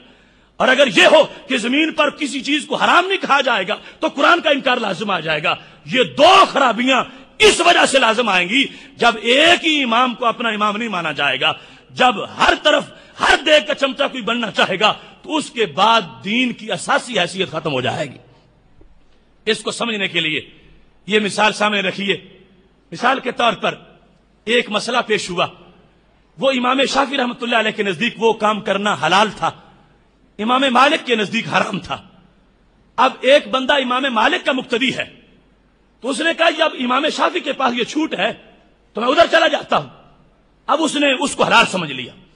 اب قانون اوپر یہ ہے کہ جس کی مرضی ہو جو لے لے. اب یہ بندہ جب بھی حرام اور حلال کا مقابلہ ہوگا یہ ڈھونڈ کے حلال کے کیمپ میں داخل ہو جائے گا۔ جب بھی کسی جگہ سختی ہوگی، حلال اور حرام کا مسئلہ پیدا ہو جائے گا اور بندے پر پابندی ہوگی کہ یہ تم پہ حرام ہے، تم نے نہیں کرنا، تو وہ کسی دوسرے کے کیمپ میں داخل ہو کے وہ کام کر لے گا اور کہے گا میرے لیے حلال ہے۔ تو کیا ساری زندگی اس کو شریعت کا مکلف بنایا جا سکے گا؟ ساری زندگی اس کو شریعت کا پابند کیا جا سکے گا؟ نہیں ہو سکے گا۔ اس کی زندگی بغیر مکلف ہونے کے گزر جائے گی۔ اس کی ساری زندگی کے اندر وہ اللہ کے احکام کا پابند نہیں ہو سکے گا، کیونکہ جہاں سے اس کو حلال نظر آئے گا وہ وہاں ہی داخل ہو جائے گا۔ تو ایسا کوئی بندہ نہیں ہے کہ جس کو اللہ نے شتر بے مہار بنایا ہو۔ تو یہ شتر بے مہار بننے سے وہی بچ سکے گا جو ایک امام کا جھنڈا پکڑے گا اور آخری سانس تک تھامے رکھے گا۔ دوسری طرف میں نے یہ کہا کہ اگر ایسا جائز ہو جائے تو پھر حرام نام کی چیز ختم ہو جائے گی۔ اب ہمارے لیے باقاعدہ کچھ محرمات ہے اور کچھ حلال ہے۔ حرمت علیکم امہاتکم، تمہاری مائیں تم پر حرام ہے۔ نکاح کے لیے پورے محرمات کا ذکر ہے نا، حرام پورا شعبہ ہے۔ اب اگر یہ جائز ہو اس انداز میں کہ جہاں بھی تم چاہو جس امام کی مرضی ہے تقلید کرو صحیح، ایک کی کسی کی کر لو، تو پھر کیا ہوگا؟ ہر انسان سہولت پسند ہے، کوئی بھی مشکل کی طرف نہیں جائے گا۔ تو مطلب کیا ہوگا؟ کوئی حکم زمین پہ حرام سمجھے نہیں جائے گا اور حلال ہی حلال کی طرف لوگ اپنا میلان کر لیں گے۔ اور اس انداز میں چونکہ آگے یہ جو مثال تو دی میں نے منسوس مسئلے کی، اور نافذ کرنا اس کو غیر منسوس مسئلے میں کہ جہاں پر بھی آپس میں اختلاف ہوگا فقہا کا، ایک طرف علت ہوگی دوسری طرف حرمت ہوگی، تو ہر بندہ حرمت کی طرف نہیں جائے گا، اپنی سہولت کے لیے علت کی طرف جائے گا۔ نتیجہ یہ نکلے گا کہ اسلام ایک ہی شعبہ بن جائے گا کہ اس میں ساری چیزیں حلال ہیں، حرام کوئی بھی نہیں، جبکہ اسلام میں باقاعدہ حرام چیزوں کے ابواب موجود ہیں۔ یہ بات ہے کہ جس کی وجہ سے ایک امام کی تقلید کرنا لازم ہے۔ اور ساتھ یہ صورتحال بھی ذہن میں رکھنی چاہیے کہ احکام دو قسم کے ہیں۔ ایک ہے احکام اتفاقی، اتفاقی سے مراد ہے سارے اماموں کے نزدیک اتفاقی، اور ایک ہے وہ احکام کہ جو اختلافی ہیں، کہ ایک امام کے نزدیک جائز ہے دوسرے کے نزدیک ناجائز ہے۔ اور یہ جائز اور ناجائز ہونا ان کے نزدیک عدل کے لحاظ سے انہوں نے پوری کوشش کی دلائل کو ڈھونڈنے کی، دلائل کی روشنی میں انہوں نے فیصلہ کیا، اپنی ضد کا دخل نہیں تھا۔ یہاں تک کہ تاریخ بغداد میں یہ لکھا ہے امام اعظم ابو حنیفہ رحمۃ اللہ علیہ کے ہاں ایک مسئلے پر کبھی مہینہ بحث ہوتی تھی، اور اس میں 1000 علماء کا بورڈ بیٹھتا تھا، 40 ان میں سے مجتہد تھے، جن میں وقت کے صوفی بھی، وقت کے مجتہد بھی، وقت کے صرفی، نحوی، مفسر، محدث سارے بیٹھتے تھے، بحث ہوتی تھی، اور پھر مسئلہ جو حل ہوتا تھا اس کو فقہ کا نام دے کر فقہ حنفی کے دفتر میں لکھا جاتا تھا۔ تو اب یہ انداز ہے، کچھ مسائل اتفاقی ہیں اور کچھ جو ہے وہ اختلافی ہیں۔ جس وقت ائمہ کے نزدیک کچھ مسائل اختلافی ہیں، تو اب اگر ایک ہی امام کی تقلید نہ کی جائے تو پھر اجتماع نقیضین لازم آ جائے گا۔ اجتماع نقیضین کیا ہوتا ہے؟ ایک شخص کہتا ہے زید کھڑا ہے، دوسرا کہتا ہے زید نہیں کھڑا، تو لفظ الامر میں یا کھڑا ہے یا وہ غیر قائم ہے، ایک ہی چیز ہو سکتی ہے، دونوں نہیں ہو سکتی۔ ایک شخص کہتا ہے کہ زید سویا ہوا ہے، دوسرا کہتا ہے زید نہیں سویا ہوا، تو حقیقت میں یا سویا ہوا ہوگا یا غیر نائم ہوگا، نہیں سویا ہوا ہوگا۔ تو اگر ایک امام کی پیروی نہ کی جائے تو لازم آ جائے گا کہ یہ عقیدہ ہو کہ سویا ہوا بھی ہے اور نہیں سویا ہوا، اٹھا ہوا بھی ہے اور نہیں اٹھا ہوا۔ یہ اجتماع نقیضین عقلاً باطل ہے، اس واسطے ماننا پڑے گا کہ ایک ہی امام کے پیچھے چلنا لازم ہے۔ یہاں یہ بھی ایک مغالطہ ہے لوگوں کے ذہنوں میں، کہتے ہیں کہ ان اماموں کو معین کس نے کیا تھا، پھر 4 کیوں ہیں؟ اور بھی تو امام تھے، ان کی تقلید کیوں نہیں کی جاتی؟ اور بھی ائمہ تھے، ان کی فقہ پہ کیوں نہیں عمل کیا جاتا؟ یہ 4 ہی کیوں ہیں، زیادہ کیوں نہیں؟ تو محتشم سامعین حضرات، اس بات کو نہایت ہی دھیان سے سننا، اس کے 3 جواب ہیں۔ 4 ہی کیوں ہیں؟ اصل میں یہ ہے کہ فقہ کے لحاظ سے بندوں نے مانا تو اپنی چاہت کے ساتھ مانا، ضرورت تھی۔ جیسے دیکھتے ہو یہ کسی آیت میں نہیں لکھا ہوا کہ حدیث کی فلاں کتابوں کو سیاستہ کہا جائے گا، یہ لوگوں کی اپنی چاہت ہے کہ ماننے میں ان کو سب سے زیادہ مان گئے۔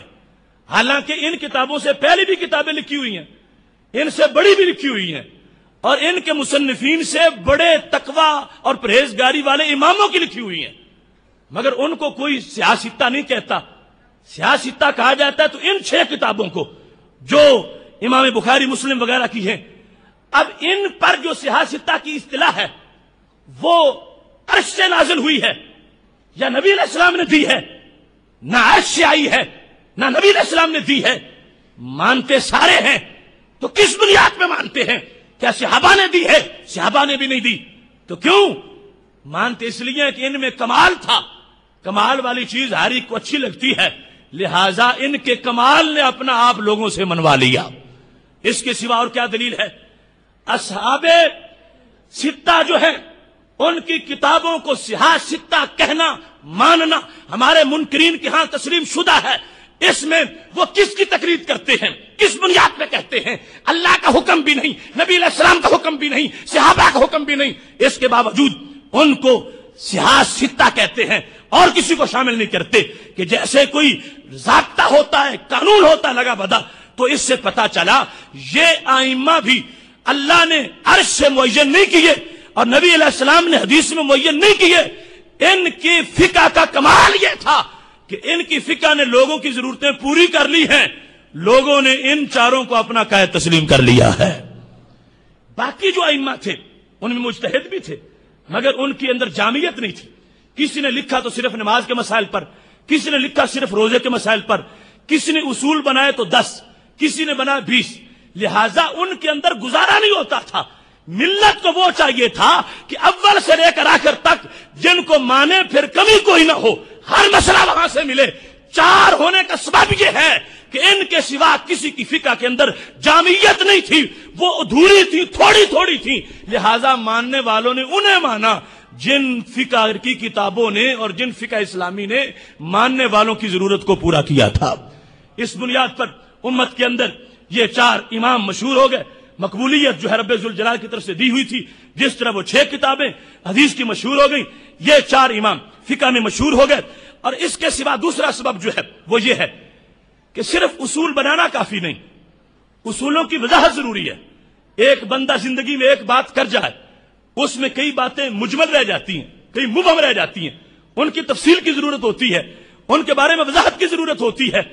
تو یہ 4 امام جو ہیں ان کے اصحاب اتنے تھے، ان کے شاگرد اتنے تھے، ان کے ہر لفظ پہ ان اماموں نے پہرے لگائے اور اعتکاف کیے اور وضاحتیں کی کہ امام اعظم ابو حنیفہ یوں بولے تو یہ مطلب ہوتا ہے، یوں کہے تو یہ معنی ہوتا ہے، یوں بولے تو اس کی یہ تشریح ہوتی ہے۔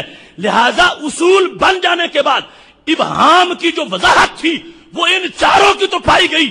ہر کسی کو ایسا نیٹ ورک نہیں ملا، ان کے پاس ایسے سورسز نہیں تھے، ان کے پاس ایسی کوئی میجارٹی نہیں تھی کہ جو ان کی باتوں کی تشریح کرتی اور جو ضرورت تھی تشریح کے ساتھ وہ لوگوں کی پوری ہو جاتی۔ نتیجہ یہ نکلا کہ ان کے اصول جو تھے وہ جامع قرار پائے اور جامعیت کی وجہ سے وہ ساری وضاحتیں بھی لوگوں کو ملتی رہی، لوگوں میں یہ مقبولیت ہو گئی۔ اور باقی بھی امام ہیں، ان کا اجتہاد بھی ہے، مگر وہ ایک تو جامع نہیں تھا، دوسرا جو اجتہادی اصولوں کی وضاحت کی ضرورت تھی وہ وضاحت نہیں ہوئی۔ نتیجہ یہ نکلا کہ وہ لوگوں میں مقبول نہ ہو سکے اور اللہ نے ان 4 کو زیادہ مقبولیت عطا فرما دی ہے۔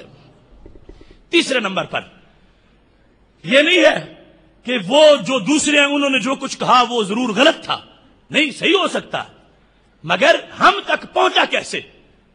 یہ 4 فقہ جو ہیں یہ تواتر سے پہنچی ہیں اور باقی لوگوں کی آراء خبر واحد سے پہنچی ہیں۔ تو پہنچنے کے لحاظ سے اب دیکھو، حدیث نبوی کا کوئی انکار کر سکتا ہے؟ حدیث ہے، لیکن ایک وہ حدیث ہے جو تواتر سے ہم تک پہنچی، دوسری وہ ہے جو صرف ایک ذریعے سے پہنچی۔ تو جو تواتر سے پہنچی اس کو مرتبہ مل گیا اور جو خبر واحد ہے وہ پیچھے رہ گئی، حالانکہ سرکار کا فرمان ہونے میں تو سب برابر تھی۔ سرکار کا فرمان سرکار کے سامنے تو ایک ہی قسم تھی کہ لوگ صحابہ سرکار سے سنتے ہیں، حدیث مانتے ہیں، ایسے مانتے ہیں جیسے قرآن کی آیت مانی جاتی ہے۔ لیکن آج کس میں بن گئی کہ یہ متواتر ہے، اس کا بڑا مقام ہے، اور یہ خبر واحد ہے، اس کا وہ مقام نہیں ہے۔ اب یہ کیوں تقسیم ہو گئی کہ ہم تک پہنچنے میں فرق ہو گیا کہ جو متواتر ہے اس کے راوی زیادہ ہے اور جو خبر واحد ہے اس کا راوی ایک ہے۔ نتیجے میں جا کے شان اور مرتبے میں فرق ہو گیا۔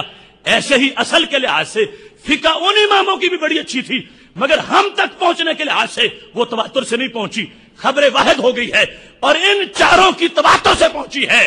لہذا جیسے حدیث کی شان تواتر سے بڑھ جاتی ہے، ایسے ہی فقہ کی شان بھی تواتر سے بڑھ گئی ہے۔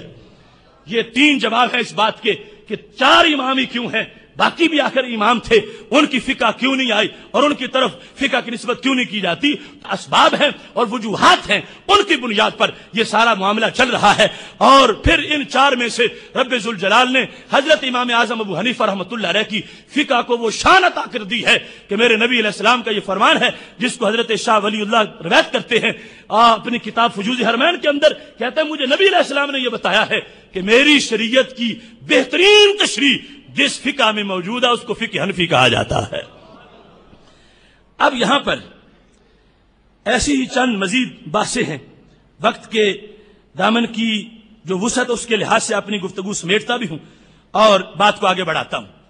صحابہ کرام علیہم رضوان کا زمانہ، اس میں بھی تغیر آیا اور پھر احکام بدلتے گئے، پہلے کی طرح نہ رہے۔ مثال کے طور پر حضرت عبداللہ بن عباس رضی اللہ تعالیٰ عنہ تشریف فرما تھے، تو ایک شخص آگے جن کا نام بشیر بن کعب ادوی ہے۔ بشیر بن کعب ادوی جس وقت آئے تو آ کے کہتے ہیں قال رسول اللہ صلی اللہ علیہ وسلم، حدیث بیان کرنا شروع کر دی۔ حضرت عبداللہ بن عباس نے کوئی توجہ نہیں کی، صحیح مسلم شریف میں یہ واقعہ موجود ہے، مسلم کے مقدمہ میں۔ تو کعب بشیر بن کعب ادوی کو بڑا تعجب ہوا کہ یہ ابن عباس تو پہلے تھے، ہم کہتے تھے قال رسول اللہ صلی اللہ علیہ وسلم تو ان کی روح بھی تڑپ جاتی تھی، اپنے کان بھی متوجہ کرتے تھے، دل بھی متوجہ کرتے تھے، اور آج میں قال رسول اللہ صلی اللہ علیہ وسلم کہتا ہوں اور ابن عباس میری طرف دیکھ ہی نہیں رہے۔ تو انہوں نے پوچھ لیا ابن عباس تجھے کیا ہوا؟ حدیث پڑھنے کا تجھے بڑا شوق تھا اور آج میں حدیث پڑھا رہا ہوں، حدیث بیان کرتا ہوں، تم میری طرف دیکھتے ہی نہیں ہو، سبب کیا ہے؟ تو حضرت عبداللہ بن عباس رضی اللہ تعالیٰ عنہ کہنے لگے وجہ یہ ہے کہ ایک زمانہ تھا کہ حدیث بیان کرنے والے بڑے پرہیزگار ہوتے تھے اور بڑے متقی ہوتے تھے، وہ درمیان میں کوئی خشک شامل نہیں کرتے تھے، تو جب وہ کہتے تھے قال رسول اللہ صلی اللہ علیہ وسلم تو دل کے دریچے کھل جاتے تھے اور ہم کان بھی ادھر لگاتے تھے، آنکھیں بھی ادھر لگاتے تھے۔ لیکن اب کیا ہوا؟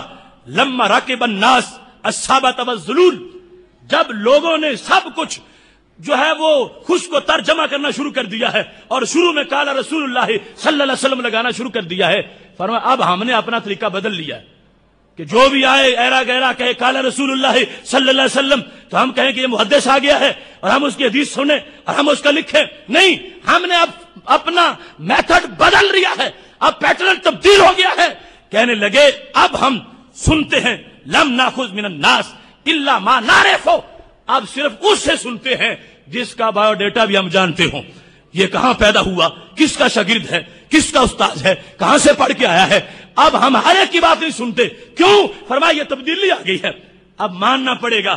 اگر حدیث کے انداز میں تبدیلی زمانے کی جاری جو تھی اس کی وجہ سے حدیث پڑھنے پڑھانے میں فرق آ گیا ہے، تو پھر ماننا پڑے گا کہ ابن عباس اگر کہتے ہیں اب ہم صرف اس سے حدیث لیں گے کہ جس کا ہمیں تعارف ہوگا، ہر ایک سے نہیں لیں گے، تو پتہ چلا کہ عمل کے لحاظ سے بھی ہر 1.5 اینٹ کا مسجد اٹھ کے کہے کہ یہ فتویٰ ہے تو لوگوں کو نہیں ماننا چاہیے، یہ دیکھنا چاہیے کہ اس کی امامت کا درجہ کیا ہے۔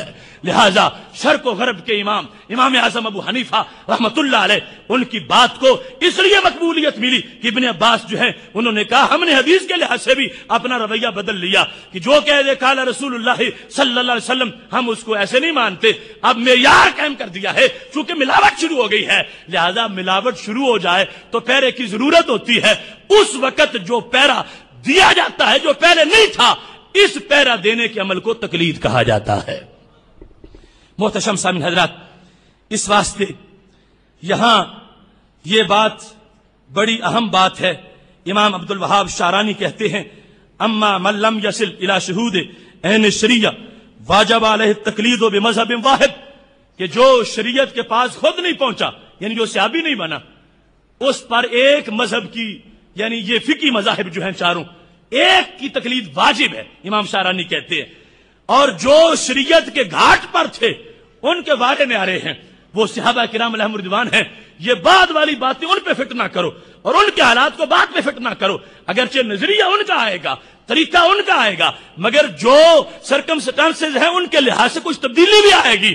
اس واسطے امام عبدالوہاب شعرانی کہنے لگے بعد والوں کا تقلید کے بغیر گزارا نہیں ہے, ان پر ایک امام کی تقلید کرنا واجب ہے. ایسے ہی اس بات کی وضاحت جو ہے وہ نہایت لازم ہے کہ عوام و خواص کے لحاظ سے بھی تقلید میں فرق ہے. چونکہ ابھی میں وہ سوالات ذکر کروں گا جن کے جوابات میں ابھی ابہام سے دے رہا ہوں. ہر بندے کے لیے تقلید کا ایک حکم نہیں ہے. یہ نہیں ہے کہ جو تھوڑا بیمار ہو اس کو بھی وہی دوائی اور جو زیادہ ہو اس کو بھی وہی دوائی دی جائے. نہیں, 4 طبقے ہیں: عوامی طبقہ اور متبحر علماء کا طبقہ اور مجتہد فی المسائل کا مذہب کا طبقہ اور مجتہد مطلق کا طبقہ. یہ 4 طبقے ہیں. جو عام انسان ہے اس پر تقلید واجب ہے, اس کے بغیر اس کا گزارا نہیں ہوگا. اور جو متبحر عالم دین ہے اس میں کچھ گنجائش ہے, کچھ تجھے خود پتا ہے اور کچھ تقلید سے مسئلہ حل ہو جائے گا. ایسے ہی پھر ایک مجتہد فی المذہب ہے اور ایک ہے اس انداز میں کہ وہ مجتہد مطلق ہے, ان کو بھی بعض باتوں میں تقلید کرنی پڑے گی, اصول ماننا پڑے گا. اس واسطے تقلید کا حکم بیان کرتے ہوئے وقت ہمیں لوگوں کی صحت کا دھیان کرنا پڑے گا. جو ان کی حالت ہوگی اسی لحاظ سے ان کے لیے تقلید کا حکم بیان کر دیا جائے گا. باقی یہ جو انداز ہے کہ لوگ تقلید شخصی پر جو اعتراض کرتے ہیں, چونکہ جتنے اماموں کی جا رہی ہے وہ تقلید شخصی ہے, ایک ایک امام کی. اور میں نے اس کا ثبوت صحابہ سے دیا کہ اس وقت اہل مدینہ جو ہے انہوں نے حضرت زید کی تقلید شخصی کی اور یمن والوں نے حضرت معاذ بن جبل رضی اللہ تعالیٰ عنہ کی تقلید شخصی کی. لیکن آج ہم جس وقت کسی ایک امام کی تقلید کرتے ہیں تو وہ من وجہ تقلید جماعت ہوتی ہے, تقلید شخصی نہیں ہوتی. کیوں؟ جس امام کے پاس 1000 بندہ فقہا میں سے بیٹھا ہو تو وہ مسئلہ ایک بندے کا تو نہیں, وہ 1000 کا ہے. ان الامام اجتمع معه 1000 من اصحابہ. خوارزمی میں یہ روایت موجود ہے کہ امام اعظم ابو حنیفہ جب فقہ کے مسائل کی بحث کرتے تھے 1000 پر مشتمل ان کا بورڈ تھا. 40 منهم قد بلغوا حد الاجتہاد, ان میں سے 40 مجتہد بھی تھے, 1000. اور ان میں انداز کیا تھا؟ فضیل بن ایاز اور داؤد طائی جیسے صوفی بھی بیٹھے تھے, قاسم بن مان جیسے لغت کے ماہر بیٹھے تھے, اور وہاں پر حفص بن غیاث اور ابن حبان جیسے حافظ الحدیث بیٹھے تھے. یہ سارے لوگ لغت کے ماہرین, تقوی کے ماہرین بیٹھے ہیں. تو پتا چلا اب جو فقہ حنفی ہے وہ صرف ایک بندے کا نام نہیں, کتنی پلکوں سے نمی مانگ کے لائی ہوگی, پیاس تب پھول کی شبنم نے بجھائی ہوگی. وہ اتنا وسیع سلسلہ ہے, وسیع سلسلہ. آج جو منکر ہیں ان کے پاس تو ایک بھی پائے کا آدمی ایسا نہیں جو ان 1000 میں سے ایک کے بھی 10ویں یا وہ 20ویں حصے پہ اترنے والا ہو, اور وہ 1000 نے بیٹھ کر اس انداز میں اس کو مدون کیا ہے. اس وجہ سے خالق کائنات جل جلالہ نے اس کو قبولیت تامہ بھی عطا فرمائی ہے. قاضی ثناء اللہ پانی پتی کہتے ہیں اربابا من دون اللہ اس آیت کی تشریح کے اندر, اور قاضی صاحب کا اس لیے حوالہ دے رہا ہوں اس کو وہ لوگ ان قاضی صاحب کو اپنے کیپ میں شمار کرتے ہیں.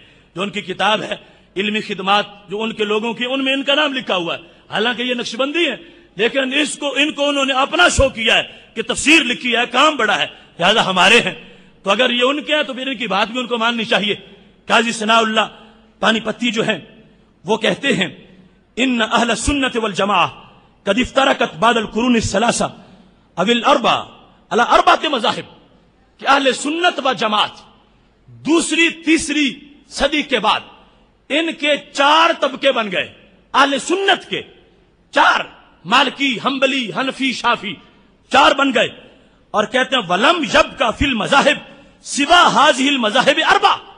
پوری دنیا پر وہ زمانہ آیا کہ وہ چھوٹے چھوٹے جو مذہب تھے نالیوں جیسے ان سمندروں کے مقابلے میں ختم ہو گئے, اور 4 ہی اسلام کے اندر آرا رہ گئیں, 4 فقہ رہ گئیں. اس کے سوا سب ختم ہو گئے. اور یہ اس آغاز کے اندر ہی اس کو اتنا اس نے اہتمام مل گیا. کہتے ہیں فقد ان عقد الاجماع المرکب علی بطلان قول یخالف کلہم. فرمانے لگے ان کے بعد اگر کوئی بندہ 5واں رستہ بناتا ہے تو اس کے باطل ہونے پر پوری امت کا اتفاق ہے. اگر کوئی بنے تو مالکی بنے, کوئی بنے حنبلی بنے, کوئی بنے شافی بنے, کوئی بنے حنفی بنے. ان کو چھوڑ کر اگر کوئی نیا رستہ اپناتا ہے یہ ہے ارباب من دون اللہ, ان کا شریعت مطہرہ سے کوئی تعلق نہیں ہے. یہ لوگ ہیں جو اسلام سے شذوذ کا راستہ اختیار کرنے والے ہیں. لہذا قاضی ثناء اللہ نے اپنے پورے جوبن کے ساتھ اس مسئلے کو بیان کیا ہے کہ 4 میں امت بند ہے اور 4 کے اندر امت کی حقانیت جو ہے اس کو بند کر دیا گیا ہے. ان 4 کا رستہ اگر چھوڑ کے کوئی باہر نکلتا ہے تو اس کا رستہ جنت والا رستہ نہیں ہوگا اور اس کی سوچ حق پرستوں کی سوچ نہیں ہوگی. یہاں یہ بات قابل غور ہے جس کو حضرت شاہ عبدالعزیز محدث دہلوی رحمۃ اللہ علیہ نے تحفہ اثنا عشریہ کے اندر لکھا ہے، اور اصل میں وہ ایک شیعہ کا جواب دے رہے تھے، درمیان میں انہوں نے اس بات کو شامل کر لیا اور آج وہ ہمارے موضوع کا حصہ ہے، چونکہ ہمارے سوالات کے اندر ایک سوال سلسلہ کا بھی ہے کہ جس میں انہوں نے یہ واضح کر دیا کہ اہل سنت میں کوئی اختلاف نہیں ہے. کون اہل سنت؟ مالکی، حنبلی، حنفی، شافعی. ان میں شاہ عبدالعزیز کہتے ہیں کوئی اختلاف نہیں. کیوں؟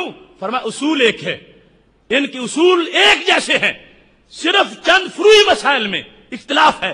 اور کہتے ہیں اتفاق اختلاف سے کہیں زیادہ ہے، ہزاروں مسائل اتفاقی ہیں، اور شاہ عبدالعزیز کہتے ہیں صرف 300 مسائل میں فروعی اختلاف ہے. اس واسطے امت کا جمہور تقلید والا ہے، امت کے جمہور کی شان تقلید والی ہے. امت کا جمہور ہر دور میں مقلد رہا ہے اور پوری امت کے محدث، مفسر، صوفی اور اس امت کے جو لیڈر رہے ہیں ہر دور کے اندر اصحاب تقلید رہے ہیں. یہاں سے تم اس تقلید کی ضرورت کا اندازہ لگا لو. اگر اس زمانے میں اور اس دھرتی کے حضرت داتا گنج بخش حجویری جیسے انسان کا تقلید کے بغیر گزارا نہ ہو تو میرا تیرا کیسے ہو سکتا ہے؟ حضرت داتا گنج بخش حجویری اپنے آپ کو امام صاحب کا مقلد کہیں اور تقلید کو لازم سمجھیں. حضرت مجدد الفسانی اپنے آپ کو امام صاحب کی تقلید میں غرق کر دیں اور اس کو لازم سمجھیں تو پتا چلا کہ جن پر بالاتفاق امت کو ناز ہے اگر وہ مقلد ہیں تو پھر ہم تقلید کریں تو کوئی غلطی نہیں ہوگی، بلکہ ہم نے ان حق پرستوں کا راستہ اختیار کر لیا ہے. یہاں اب ان سوالات کے لحاظ سے میں اختصار سے جوابات کو عرض کرتا جاؤں. پہلا سوال یہ ہے کہ تقلید کی تعریف کریں، تو وہ میں نے تقلید کی تعریف سب سے پہلے هو الاخذ بقول الغیر بغیر معرفت دلیل ہی، کہ مجتہد کے بعد دلیل قول کو مطالبہ دلیل کے بغیر مان جانا، اس کو تقلید کہا جاتا ہے. دوسرا، تقلید فرض ہے، سنت ہے، واجب ہے، قرآن و حدیث سے وضاحت کریں. تو میں نے وضاحت کر دی کہ جیسا بیمار ہوگا ویسے اس کی دوائی ہوگی، جیسا محتاج ہوگا ویسے اس کے لیے حاجت کا پیش کرنا ہوگا. لہذا کسی کے لیے واجب ہے، کسی کے لیے سنت ہے. یہ اگر خود مجتہد ہے اور بڑے درجے کا ہے پھر وہ کسی کے بھی نہیں کرے گا. تو یہ ایک نہیں کہ مطلقاً اس کو فرض کہہ دیا جائے یا مطلقاً اس کو سنت کہہ دیا جائے، جیسی صورتحال ہوگی. ہاں عوام کے لحاظ سے حضرت شاہ ولی اللہ محدث دہلوی رحمۃ اللہ علیہ کے قول کے مطابق یہ واجب ہے، اور واجب بمعنی فرض ہے. عوامی طور پر کوئی بندہ جو ہے وہ اپنا دین تب بچا سکے گا جب وہ کسی ایک امام کا مقلد بن جائے گا.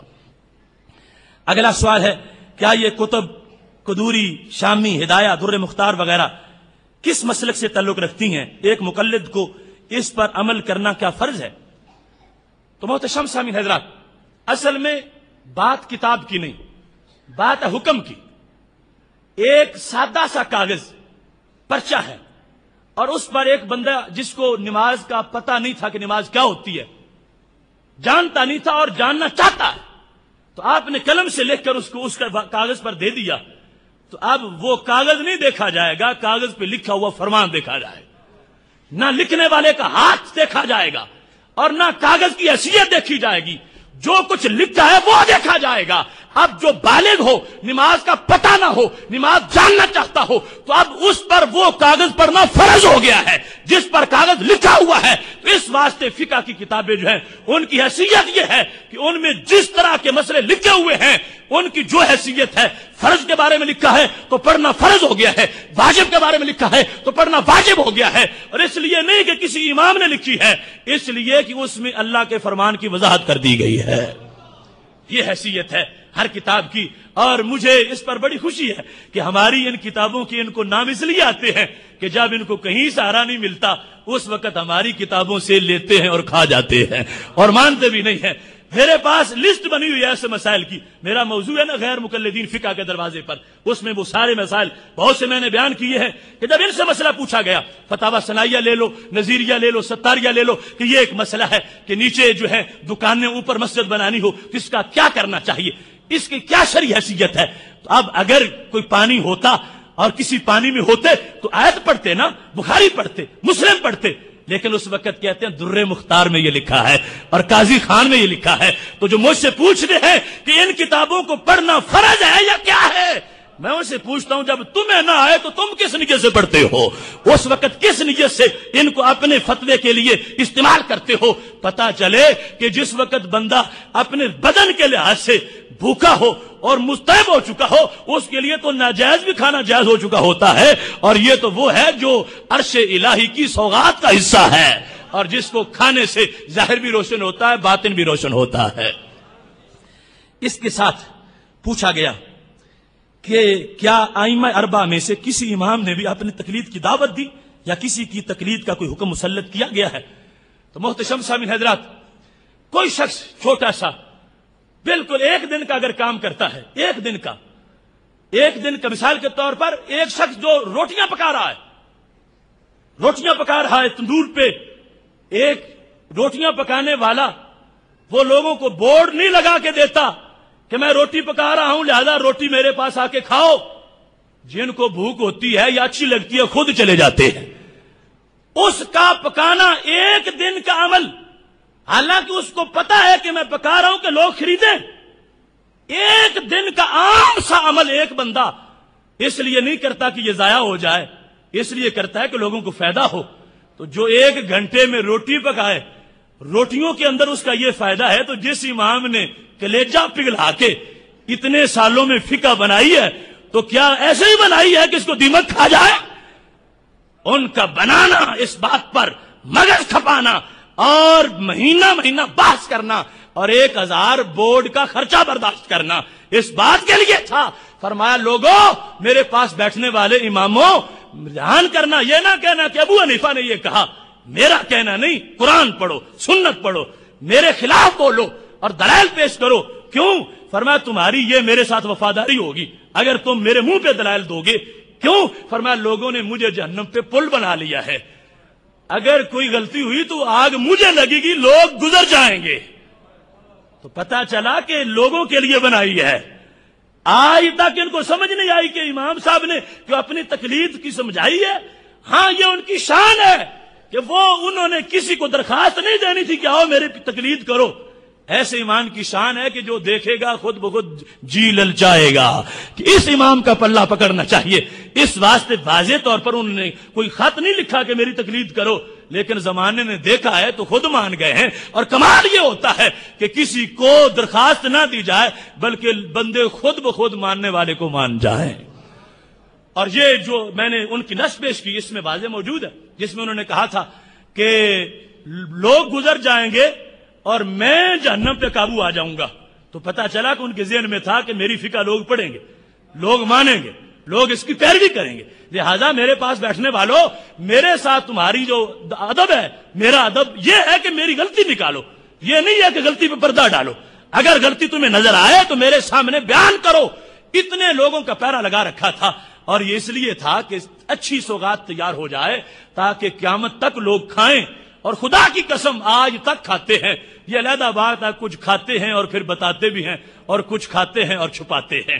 حضرت امام اعظم ابو حنیفہ کی اس فقاہت کو امام شافعی نے کہا تھا, کہنے لگے کہ الناس عیال لابی حنیفہ فی الفقہ, فقہ کے اندر جس نے بھی روٹی کھانی ہے اس کو ابو حنیفہ کی پکائی ہوئی کھانی پڑے گی. امام شافعی جو ہے اس بات کا اقرار کر رہے ہیں. اب اس کے ساتھ سوال ہے تقلید کس سن ہجری میں مسلط کی گئی؟ تو میں کہتا ہوں تقلید, سوال کا بھی انداز ہوتا ہے, تقلید مسلط نہیں کی گئی کہ نیچے لٹا کے لوگوں کے اوپر تقلید چڑھا دی گئی ہو. نہیں, ان مقلدین نے خود تقلید حاصل کی ہے اور خود اس کو حاصل کیا شرف سمجھ کے. تقلید ہے ہار, انہوں نے امام کی تقلید کا ہار خود گلے میں ڈالا ہے.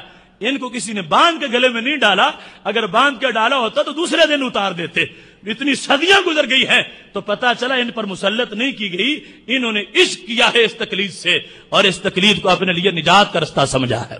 باقی سن کون سا ہے؟ وہ صحابہ سے جاری ہے جزوی طور پر، میں نے اس بخاری سے حوالہ دیا، ترمذی سے حوالہ دیا، اور جو بالتفصیل ہے شرق و غرب میں ہر طرف تقلید ہی تقلید ہو جائے تو یہ 2 صدیوں گزر جانے کے بعد شاہ ولی اللہ کہتے ہیں کوئی بندہ بھی باقی نہیں بچا، سب نے اس وقت تقلید کا دامن پکڑ لیا تھا۔ اور یہ بات بھی بڑی قابل غور ہے کہ اتنے اچھا زمانہ جو تھا، اب 2 صدیوں کا زمانہ جو تھا اگرچہ پہلے کے لحاظ سے تو اس میں تبدیلی آ گئی تھی، مگر آج کے لحاظ سے تو کتنا اچھا تھا۔ اگر اس اچھے زمانے میں بھی، اتنے اچھے میں بھی لوگوں کا گزارا تقلید کے بغیر نہیں ہوتا تھا تو آج کیسے ہو سکتا ہے؟ اس واسطے یہ تقلید کی فضیلت اور برتری اس سے سمجھی جا رہی ہے۔ اگلا سوال، کیا حنفی عقائد اور مسائل دونوں میں امام ابو حنیفہ کی تقلید کرتے ہیں؟ تو ہم عقائد میں امام ابو منصور ماتریدی کی تقلید کرتے ہیں اور مسائل میں فقہ کے اندر امام اعظم ابو حنیفہ کی تقلید کرتے ہیں، اور یہ شعبہ جات ہیں۔ جس طرح رسول اللہ صلی اللہ علیہ وسلم نے فرمایا تھا کہ جس نے قرات کا مسئلہ پوچھنا ہو وہ حضرت ابی بن کعب کے پاس چلا جائے، اور جس نے فیصلہ کروانا وہ حضرت علی رضی اللہ تعالیٰ عنہ کے پاس چلا جائے۔ اقضاہم علی، فرمایا سب سے بڑے قاضی علی ہیں۔ یہ نہیں مطلب تھا کہ حضرت علی قاضی تو ہیں، قاری نہیں، قاری بھی چوٹی کی تھے، لیکن شعبہ جات بانٹ دیے گئے، تقسیم کر دیے گئے۔ ایسے ہم جو ہیں تصوف دیکھیں تو غوث پاک کی طرف، فقہ دیکھیں تو امام اعظم ابو حنیفہ کے پاس، اور عقائد کی بات ہو تو امام ابو منصور ماتریدی کے پاس۔ یہاں اگلا سوال، اگر ایک طرف حدیث صحیح مرفوع ہو اور اس کے مقابلے میں امام کا قول ہو، امام کا فتویٰ ہو تو قول ہو، تو کس پہ عمل کیا جائے؟ ہمارا یہ بالکل اٹل موقف ہے، اور مجدد دین ملت امام احمد رضا خان فاضل بریلوی رحمۃ اللہ علیہ نے پوری کتاب لکھی ہے اذا صح الحدیث فہو مذہبی۔ تو جس وقت ایک طرف حدیث صحیح ہو اور دوسری طرف امام کا قول ہو، اس وقت اگر حدیث صحیح کی شرائط پوری ہیں تو حدیث کو ترجیح دی جائے گی، امام کے قول کو چھوڑا جائے، کیونکہ امام صاحب نے خود فرمایا میرا قول دیوار پہ مار دو، مگر شرائط جب پائی جائیں گی، اور یہ امام صاحب کی ترجیح ہے سارے اماموں پر۔ اتنی کسی محدث نے بھی حدیث کی ویلیو نہیں سمجھی جتنی امام صاحب نے سمجھی ہے۔ اعلام الموقعین کے اندر ابن قیم نے لکھا ہے باقاعدہ مثالیں دے کر کہ فلاں فلاں مسئلے میں اگرچہ حدیثیں ضعیف تھیں مگر امام ابو حنیفہ نے اپنا قیاس ان کے سامنے بھی چھوڑ دیا، قیاس آگے نہیں آنے دیا، کہا حدیث تو ہے نا اگرچہ ضعیف صحیح، نبیذ تمر کے ساتھ وضو کرنے والی حدیث ضعیف ہے، مگر امام صاحب نے وہاں پر قیاس کو چھوڑ دیا، حدیث کو ترجیح دی۔ مجدد صاحب نے مکتوبات شریف میں لکھا ہے کہ مرسل حدیث پر امام اعظم ابو حنیفہ نے عمل کر کے لوگوں کو بتایا ہے کہ حدیث ہر لحاظ سے مقدم ہے، خواہ وہ مرسل کیوں نہ ہو۔ اتنا ویلیو حدیث کی اور کسی کے ہاں نہیں جتنی ویلیو امام اعظم ابو حنیفہ رحمۃ اللہ علیہ حدیث کو دینے والے ہیں۔ تو اس واسطے ایک طرف اگر سرکار کا فرمان ہو تو کیسے ہو سکتا ہے، لیکن فرمان کو سمجھنے کی ضرورت ہے، اور یہ بڑی باریک بات ہے جو میں کرنے لگا ہوں۔ ایک ہے حدیث کی سند کے لحاظ سے صحت، ایک ہے حدیث کی عمل کے لحاظ سے صحت۔ جب دونوں صحتیں اکٹھی ہو جائیں گی اس کے مقابلے میں امام کا قول متروک ہو جائے گا، لیکن سند کے لحاظ سے محض صحت ہو تو اس کے لحاظ سے متروک نہیں ہوگا، چونکہ سند کے لحاظ سے صحت پر خود محدثین کہتے ہیں کہ جس وقت سند کے راوی سارے صحیح ہیں تو اس کا یہ ہم کہیں گے کہ حدیث صحیح سند سے ثابت ہے، لیکن اب یہ نہیں کہیں گے کہ نفس الامر میں بھی بات یوں ہی ہے، یہ باقاعدہ محدثین کا جملہ موجود ہے۔ تو اب یہ جو 2 قسمیں بیان کر رہا ہوں، ایک ہے حدیث کی عملی صحت، ایک ہے سند کے لحاظ سے صحت۔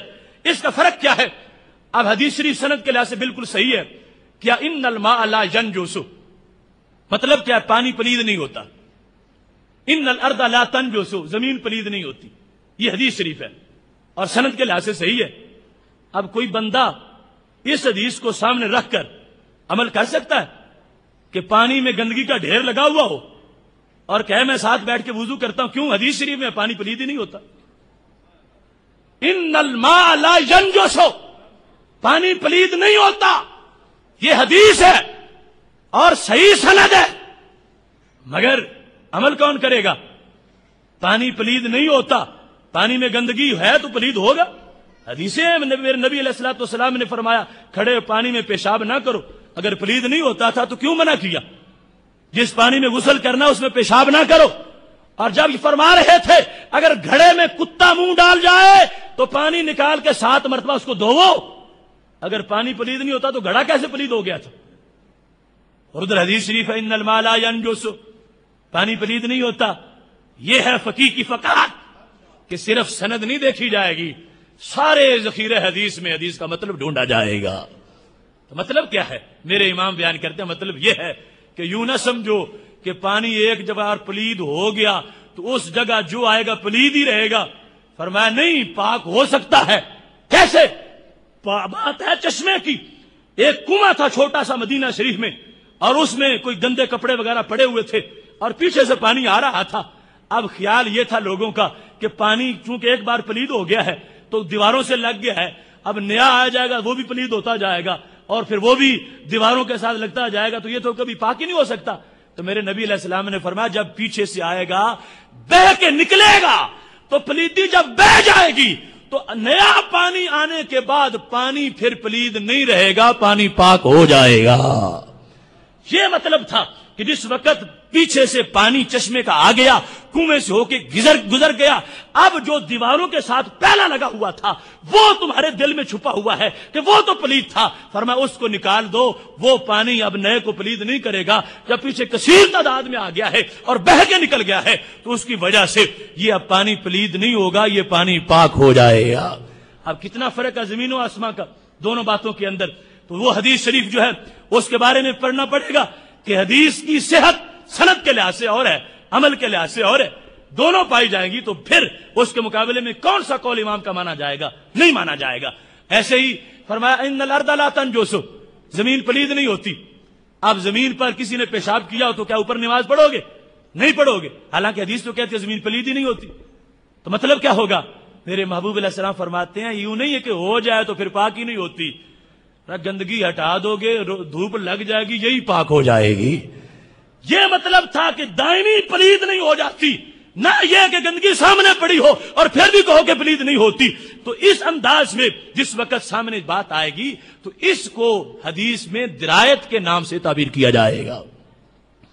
اس کے بعد سوال ہے دین اسلام میں دلیل حجت کس کو مانا جائے؟ دین اسلام میں دلیل حجت وہ مانی جائے جو حضرت معاذ بن جبل نے بیان کی جس وقت نبی علیہ السلام نے بھیجا تھا یمن میں۔ بما تقضی یا معاذ، معاذ بتاؤ فیصلے کیسے کرو گے؟ اقضی بکتاب اللہ، اللہ کے قرآن سے فیصلے کروں گا۔ پھر نبی علیہ السلام نے فرمایا لم تجد فی کتاب اللہ، اگر اللہ کے قرآن میں نہ پاؤ تو پھر کیا کرو گے؟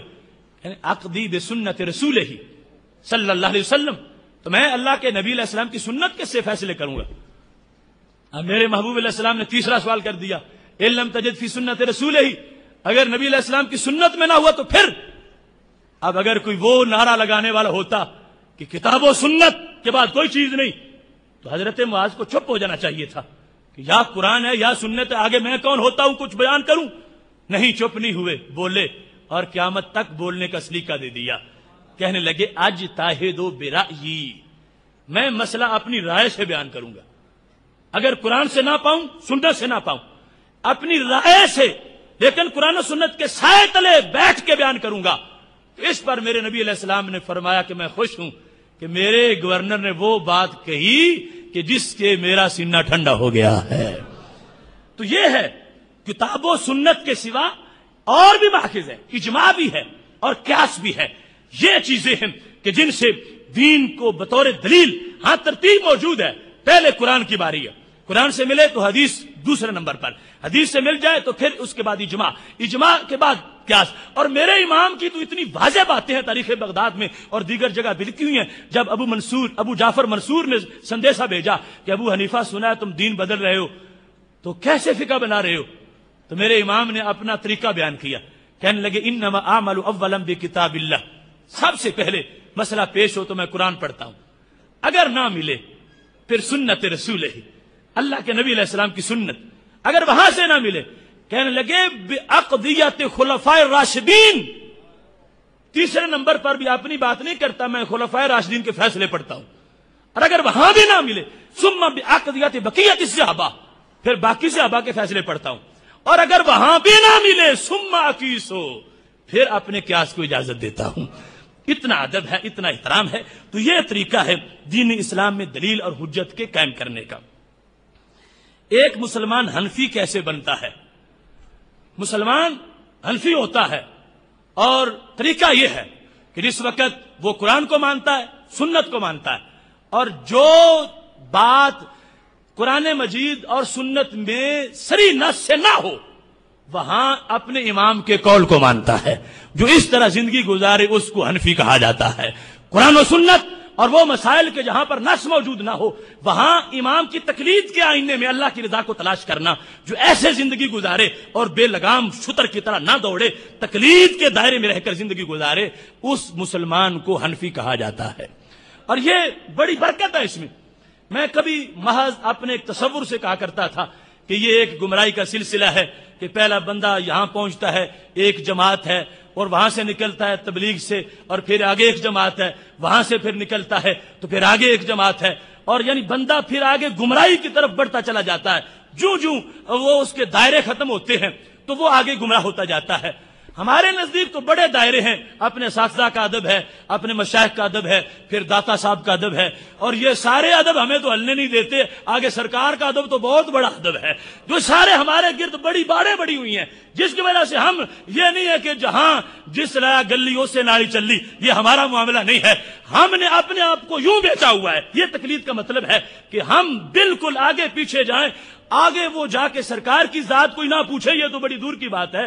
ہم تو جو نیچے ان کے ہیں درجات، ان کے لحاظ سے بھی اجازتیں لینا بڑی ضروری ہوتی ہیں. لہذا حنفی بنا ہے تو روح ایسے حنفی کی نکل جاتی ہے اسی انداز کے اندر.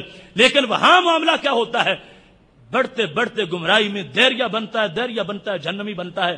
یہ میرا ایک نظریہ تھا، لیکن 2 مہینے پہلے میرے پاس ایک مریض آیا تو مجھے پتا چلا کہ واقعی ایسے لاہور کا ایک بڑا ایجوکیٹڈ انسان، وہ ڈھونڈتے کئی دنوں کی مشقت کے بعد میرے پاس پہنچا اور کہنے لگا میں کبھی تبلیغی جماعت میں تھا، پھر میں اہل حدیث تھا، اس کے بعد آج میں یہ ہوں کہ میں یہ کہتا ہوں کہ یہ قرآن نہیں ہے، کیونکہ جو اردو بازار میں چھپے وہ اللہ کا کیسے ہو سکتا.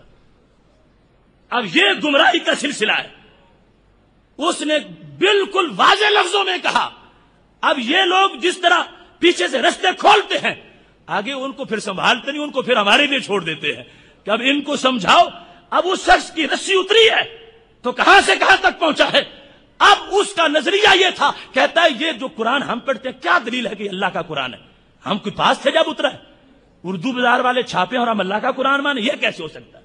پھر کہنے لگا یہ جو کچھ بخاری میں ہے اتنا زمانہ گزر گیا، یہ سرکار کی حدیثیں کب ہے؟ یہ راویوں کے نام ایسے لکھے ہوئے ہیں، آگے حدیث ماننا تو جائز ہی نہیں ہے. کوئی حدیث نبی کی حدیث نہیں ہو سکتی. اب یہ وہ شخص تھا کہ جو بظاہر حدیث کے ایک ہیر پھیر میں زندگی گزار کے خراب ہو کے آگے نکلا تھا. اللہ کا فضل ہے میں نے 2 گھنٹے اس پر لگائے اور اس کو میں نے دلائل سے ثابت کیا کہ جو اردو بازار میں چھپتا ہے یہ وہی ہے جو سرکار کے سینے پہ اترا تھا. اور یہ جو بخاری میں ہے یہ ایسے نہیں ہے کہ ان فلان کر کے آگے ایک بات چلی جائے. میں نے اس کو باقاعدہ استاد اور شاگرد کے رابطے کے سبق اور حوالے نکال کے دیے.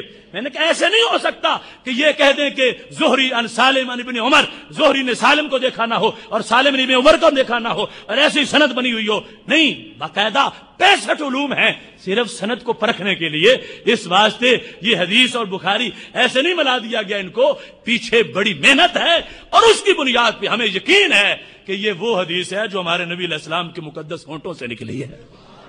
تو یہ خیر خائی کا سلسلہ ہے، تقلید کا سلسلہ، ورنہ اتنی تباہی ہے.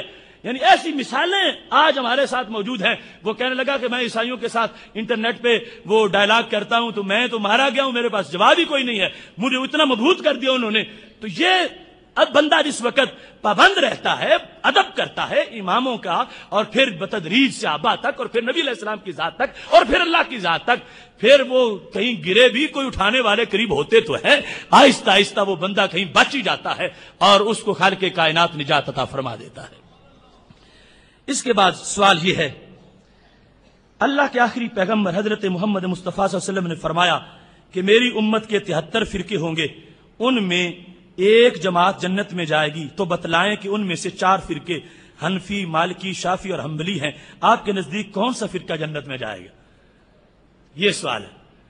تو یہ 70 تارک امتی والی جو حدیث شریف ہے، اس میں جن فرقوں کا ذکر کیا گیا کہ وہ جہنمی ہیں، مطلب ہے عقیدے کی بنیاد پر جہنمی، تو وہ سارے اہل سنت کے سوائے، کیونکہ ما انا علیہ و صحابی کے بارے میں در منصور میں، الملل میں، تنبیہ الغافلین میں یہ باقاعدہ اہل سنت کا لفظ موجود ہے.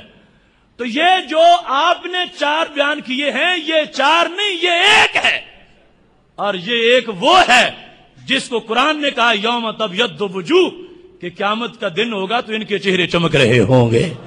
لہذا مالکی بھی اہل سنت ہے، حنبلی بھی اہل سنت ہے، اور شافی بھی اہل سنت ہے، حنفی بھی اہل سنت ہے. یہ فرقے نہیں، وہ اور فرقے ہیں.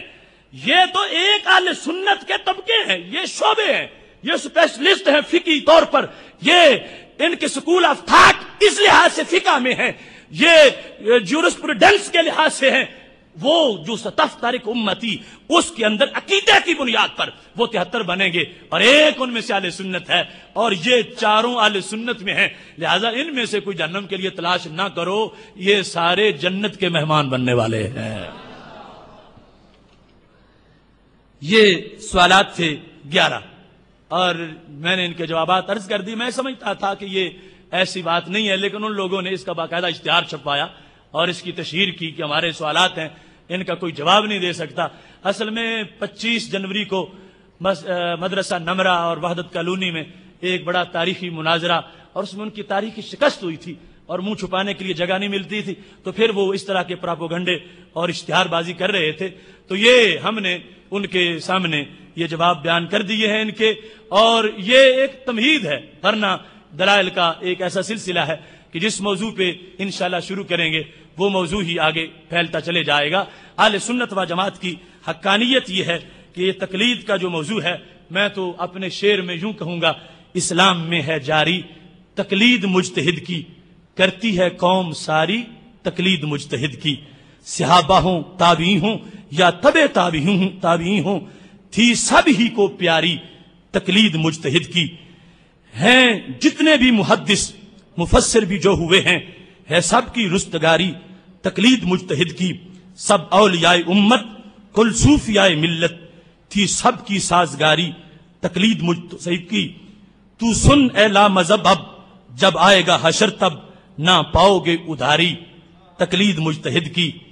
یا الہی روز معاشر جب ٹوٹ جائیں رشتے، ہو سب کی غم گساری تقلید مجتہد کی. اس دن کا آسرا تو سرکار کا لوا ہے، اس دن کا آسرا تو سرکار کا لوا ہے لوا کی رازداری تقلید مجتہد کی. آصف کی یا الہی تجھ سے یہی دعا ہے، دم نزا بھی ہو تاری تقلید مجتہد کی. وآخر دعوانا ان الحمد للہ رب العالمین. بسم اللہ الرحمن الرحیم. شروع اللہ کے نام سے جو بڑا مہربان نہایت رحم والا ہے.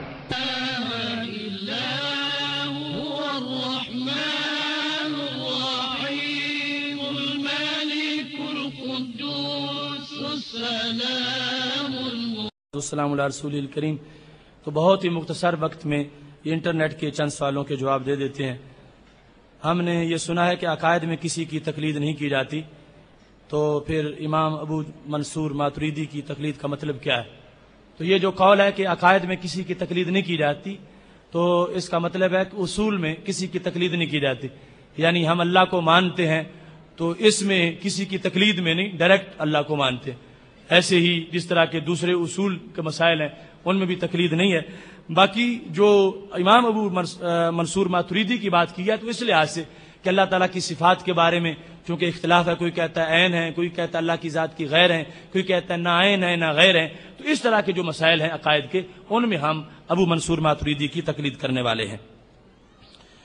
غیر مقلد اپنے آپ کو محمدی کہتے ہیں، تو ان کا دعویٰ کیسا ہے؟ اس پر ہم نے 3 گھنٹے لگائے تھے، اور ایک شخص کو ہم نے یہ منوایا تھا کہ وہ اپنے آپ کو کیا کہلواتے ہیں. بہرحال محمدی کہنا یہ ان کا ایک ایسا بحروپ ہے کہ جس میں نیت اور ہے، لفظ اور ہے. یعنی وہ اپنے آپ کو محمدی اس لیے نہیں کہتے حضرت محمد مصطفیٰ صلی اللہ علیہ وسلم کی وجہ سے، کیونکہ سرکار کی طرف تو کہتے ہیں جو چیز بھی منسوب ہو جائے وہ حرام ہو جاتی ہے.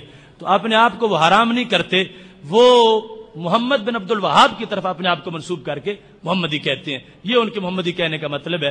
اس واسطے کسی کو اس جھانسے میں نہیں آنا چاہیے. ہم مصطفی ہیں، محمدی ہیں، حامدی ہیں، محمودی ہیں، اور سید عالم نور مجسم شفیع معظم صلی اللہ علیہ وسلم کے ساتھ ہر نسبت اور غلامی پر شرف فخر کرنے والے ہیں. اگر عورت اعتکاف میں ہے اور اس کو حیض آ جائے تو وہ کیا کرے؟ حیض آ جانے کے بعد اعتکاف ختم ہو جاتا ہے، چونکہ رمضان کے اعتکاف کے لیے روزہ شرط ہے اور روزہ جو ہے وہ حیض میں نہیں رکھا جا سکتا، تو اس واسطے اس کا اعتکاف جو ہے وہ ختم ہو چکا ہے. یہ ہے حضرت صاحب، کچھ لوگ کہتے ہیں کہ ہم تو کسی کے مقلد نہیں، اگر تم مقلد ہو تو صرف ایک امام کے مقلد ہو، تم چاروں اماموں کا مقلد ہونا چاہیے. یہ ہم نے بیان کر دی ہے کہ تقلید یعنی ایک کی کیوں ضروری ہے، کہ ورنہ جو ہے اس میں زندیق بن جانے کا خطرہ ہے کہ کوئی بندہ پھر رکوع سختی برداشت نہیں کرے گا، جہاں سے اس کو نرمی ملے گی وہاں جا کے بیٹھ جائے گا. تو اس واسطے ایک کی تقلید جو ہے وہ ضروری ہے. جس شخص کے روزے پورے نہ ہوں اور نمازیں پوری نہ ہوں وہ اعتکاف بیٹھ گیا ہے، کیا حکم ہے؟ اعتکاف ایک علیحدہ عبادت ہے، اس کا کوئی ایسا مدار نہیں روزوں پر اور نمازوں پر کہ جیسے شرط اور مشروط ہوتا ہے وضو اور نماز کا تعلق ہوتا ہے. ہاں یہ ہے کہ اس نے وہ بڑی برائی کی ہے، یعنی گناہ کیا ہے کہ جو اس نے پہلے کوتاہی کی ہے، تو اب یہ اچھائی تو ضرور لیتا کہ پکی توبہ کرے اور اپنے کردار کو صحیح کر سکے. کیا ان چار اماموں کا آپس میں اختلاف تھا؟ تو یہ پہلے بیان ہوا کہ اختلاف فروعی مسائل میں ہے، اور اس کو یعنی سید عالم صلی اللہ علیہ وسلم کی اس حدیث سے سمجھنا چاہیے جب صحابہ کو کہا تھا کہ تم نے فلاں قبیلے میں جا کے عصر کی نماز پڑھنی ہے. تو صحابہ دو گروپوں میں تقسیم ہو گئے. کچھ لوگوں نے کہا کہ اصل میں نماز پڑھنا تو مقصود نہیں ہے، کام اور ہے وہاں جا کے کرنا ہے، عصر کا ٹائم رستے میں ہو گیا لہذا ہم نماز رستے میں پڑھ لیتے ہیں. اگر سرکار کا یہ مقصد ہوتا کہ ہم نے وہاں جا کے جماعت کرانی ہے پھر تو تھا، اصل کام اور کرنا ہے تو نماز رستے میں آ گئی ہے تو ہم پڑھ لیتے ہیں. دوسرے لوگوں نے کہا نہیں، سرکار نے جب فرمایا تھا کہ نماز وہاں پڑھنی ہے تو ہم نماز ہی وہاں جا کے پڑھتے ہیں، اگرچہ کام تو مقصد دوسرا ہے. تو تقسیم ہو گئے صحابہ دو گروپوں کے اندر، اور اپنی اپنی دلیل تھی ان کے. جب واپس آئے تو نبی علیہ الصلوۃ والسلام سے پوچھا تو میرے محبوب علیہ السلام نے فرمایا کلکم علی خیر، تم دونوں پارٹیاں سچی پارٹی ہو. تو اس میں یعنی وہ ایسا اختلاف جو ہے وہ امت کا رحمت اختلاف کہلاتا ہے. اور یہ ائمہ کے اکثر مسائل جو فقہی فروعات کے ہیں ان کی یہ صورتحال ہے، اس میں اور کوئی ایسا اصول کا اختلاف نہیں ہے. اس واسطے ہمارے نزدیک یعنی ائمہ میں سے حنفی، مالکی، شافعی، حنبلی ان کے ایک دوسرے کے پیچھے اقتداء جائز ہے، ایک دوسرے کے پیچھے نماز پڑھ سکتے ہیں، لیکن شرط یہ ہے کہ امام جو ہے وہ مواضع اختلاف میں احتیاط کرتا ہو کہ اگر کسی کام سے حنفیوں کے نزدیک وضو ٹوٹ جاتا ہے تو امام کو احتیاطاً وہ کام بھی نہیں کرنا چاہیے، اور شافعیوں کے نزدیک اگر کسی کام سے وضو ٹوٹ جاتا ہے، مثال کے طور پر مس امرا سے امام شافعی رحمۃ اللہ علیہ کے نزدیک وضو ٹوٹ جاتا ہے، عورت کو ہاتھ لگ جائے تو ان کے نزدیک وضو ٹوٹ جاتا ہے، ہمارے نزدیک نہیں ٹوٹتا. تو اگر کوئی حنفی شافعیوں کو بھی جماعت کراتا ہے، اس کے پیچھے شافعی بھی نماز پڑھتے ہیں، تو اس کو ان کا بھی خیال رکھنا چاہیے کہ ان کے لحاظ سے بھی اس کا وضو نہیں ٹوٹا ہوا ہونا چاہیے. اور یہ صورتحال ہے. تو اس سے پتہ چلا عقیدہ ایک ہے اور ایک دوسرے کے پیچھے اقتداء بھی جائز ہے. اللہ تبارک و تعالی ہم سب کو عمل کی توفیق عطا فرمائے. اب سارے حضرات ایک بار مل کے درود شریف پڑھیں.